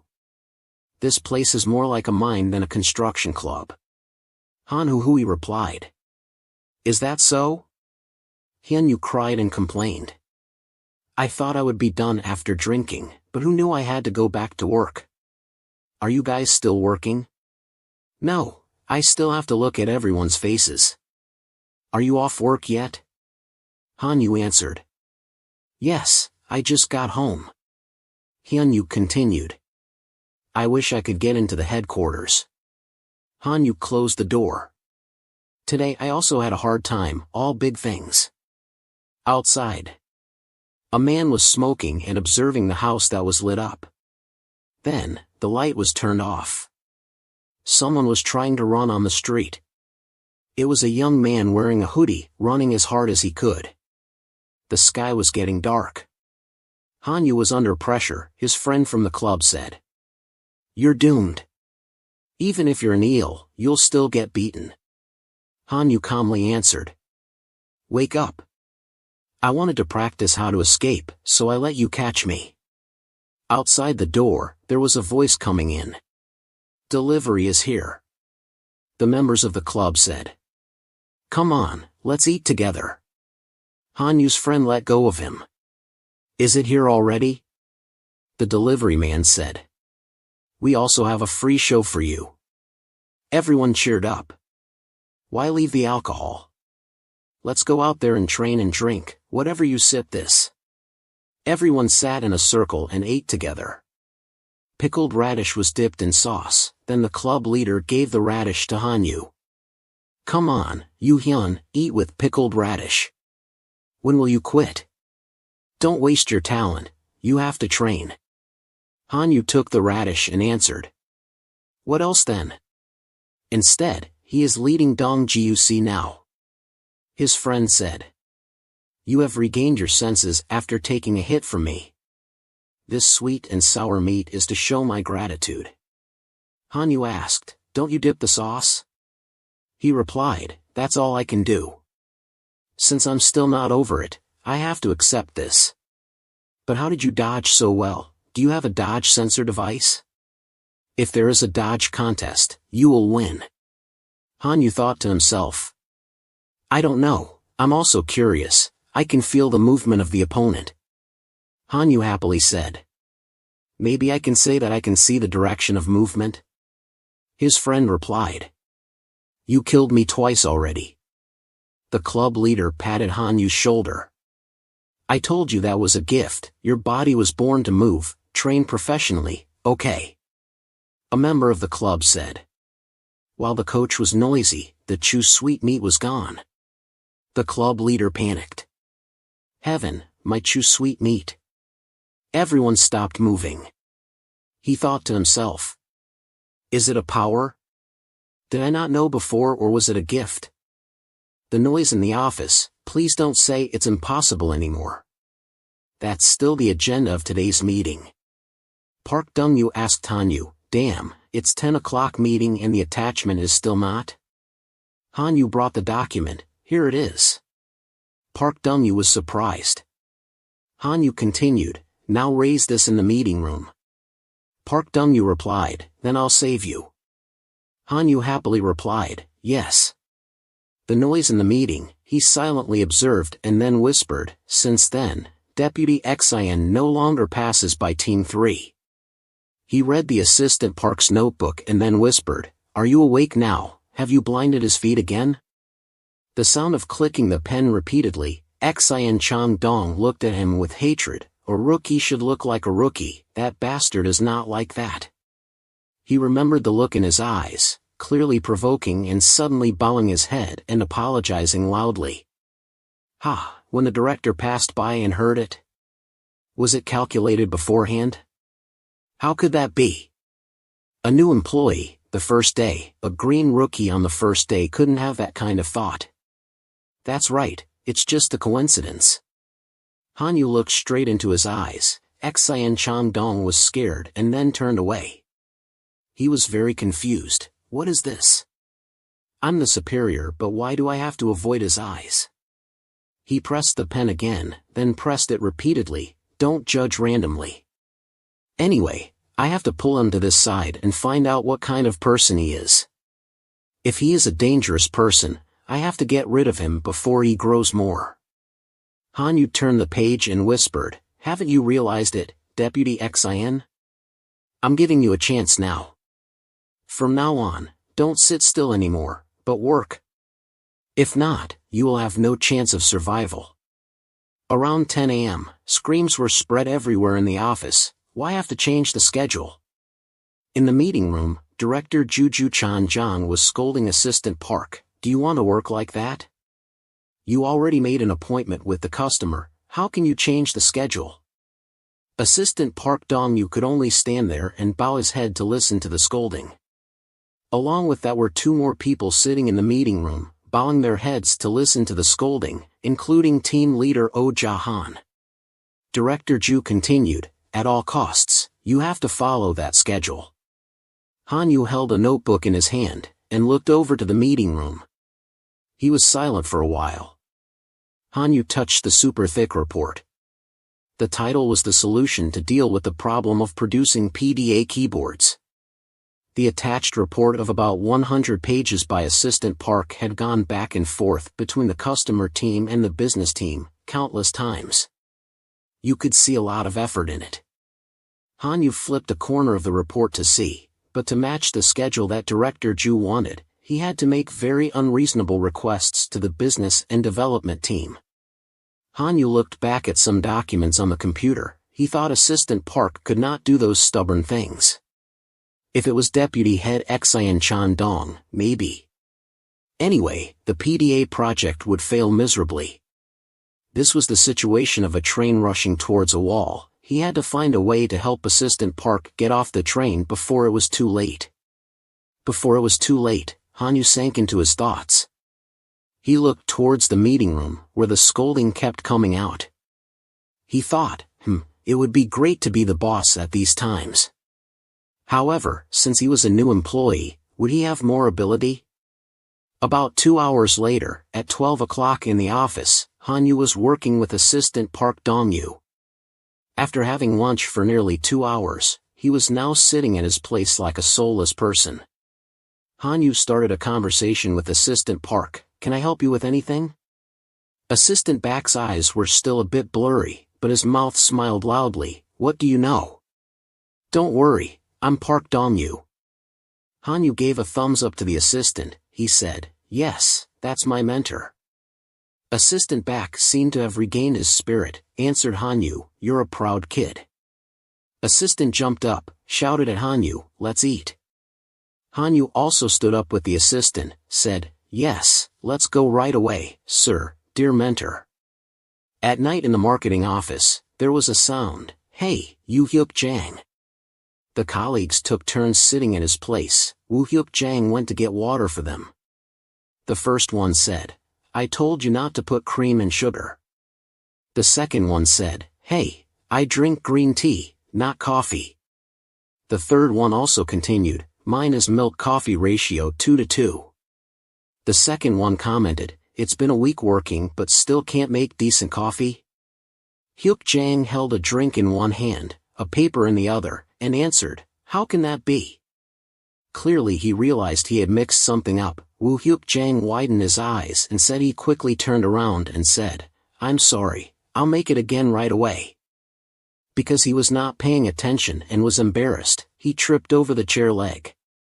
The coffee cups on the drink tray also spilled and flew out, spilling coffee everywhere. Someone screamed, too hot. The colleague who got coffee on his white shirt yelled, it will turn yellow. Wu Hyuk Jang tried to sit up and said, I'm sorry, sir. The other one continued to yell, can't you do decently? The waiter spilled coffee all over the floor. Everyone was a bit noisy. Someone else shouted, what are you doing? Go find something to wipe. Wu Hyuk Jang replied, yes, sir. Wu Hyuk Jang hurriedly ran to find a mop. Meanwhile, Hanyu and Assistant Park were also passing by. Hanyu saw the person running hurriedly in front of him, wondering, Wu Hyuk Jang. Hanyu suddenly heard the others gossiping, is it him? The gossip continued, the new kid who hit Director Choi's car with his bike on his first day of work, the rumor hasn't spread yet? Worry. That's right, sir, there's no neatness at all. Hanyu was still listening to the gossip. A glass of hot water was placed on the ground. Hyuk Jang and Lee Dongwook were drinking water on the stairs. Dong Hak was sitting with a very tired look. Suddenly, his face froze, then he inhaled in a scary way, then he exhaled a long sigh. Hanyu was coming, hearing the breath, he asked, what's wrong, sir, what's wrong? Wu Hyuk Jang answered him first, you asked? Hanyu replied, I had some work to do so I came a bit late, sorry. Lee Dongwook, who was bored, pressed his face against the wall, his eyes negative and complained, when I was studying, I just had to do well what I was assigned, the goal of the exam was also clear, I thought working at the company was the same. He said, but just tell me to work, beans, don't teach me anything. If I ask what I need to do, they tell me to use my brain before asking. Lee Dongwook raised both hands to make his complaint more dramatic, you should know what to do by now. Really? Hanyu and Wu Hyuk Jang were still silent and listening. Lee Dongwook turned to ask Hanyu. So, Yu Hyun, how did you know what to do? Hanyu only scratched his head and answered. No, sir, I also made mistakes and got scolded a lot. Lee Dongwook felt relieved and relaxed. He slowly said. You are like me, right? Then don't worry. Hanyu said. Don't worry, sir. That's good. Hanyu turned to ask Wu Hyuk-jang. What about you? Wu Hyuk-jang was suddenly asked and asked back. Huh? Wu Hyuk-jang looked down with a serious face, said nothing, as if thinking about something. Then he opened his mouth and said. I'm fine. Wu Hyuk-jang smiled and said loudly. Just go to Hansung and get more strength. The seniors are also very kind. Hanyu also smiled lightly and replied. That's good. Then suddenly the phone rang. It was Lee Dongwook's phone. He hurriedly got up and answered the phone. Hello. The voice on the other side said. Hey, what are you doing and where are you? Don't you hurry up and get here? Lee Dongwook sweated and answered. I'll be right there, sir. He turned his back and walked upstairs and waved goodbye to Hanyu and Wu Hyuk-jang. I have to go first. Hanyu answered. Yes, go ahead. Hanyu and Wu Hyuk-jang watched Lee Dongwook run away. Wu Hyuk-jang poured his coffee and saw nothing left. Wu Hyuk-jang also hesitated and said to Hanyu. I have to go too. Wu Hyuk-jang had just walked a few steps when Hanyu called. Wait, Hyuk-jang. He slightly turned his head and looked at Yu Hyun and snorted.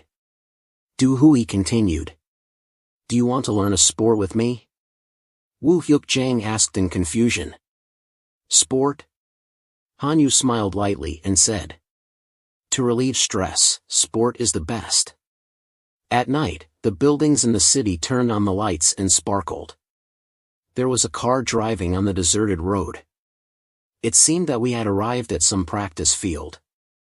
The driver parked the car in the basement and got out of the trunk to get his stuff. The sound of the things in the bag clinking as he walked. He was Deputy Director Choi Kang-won.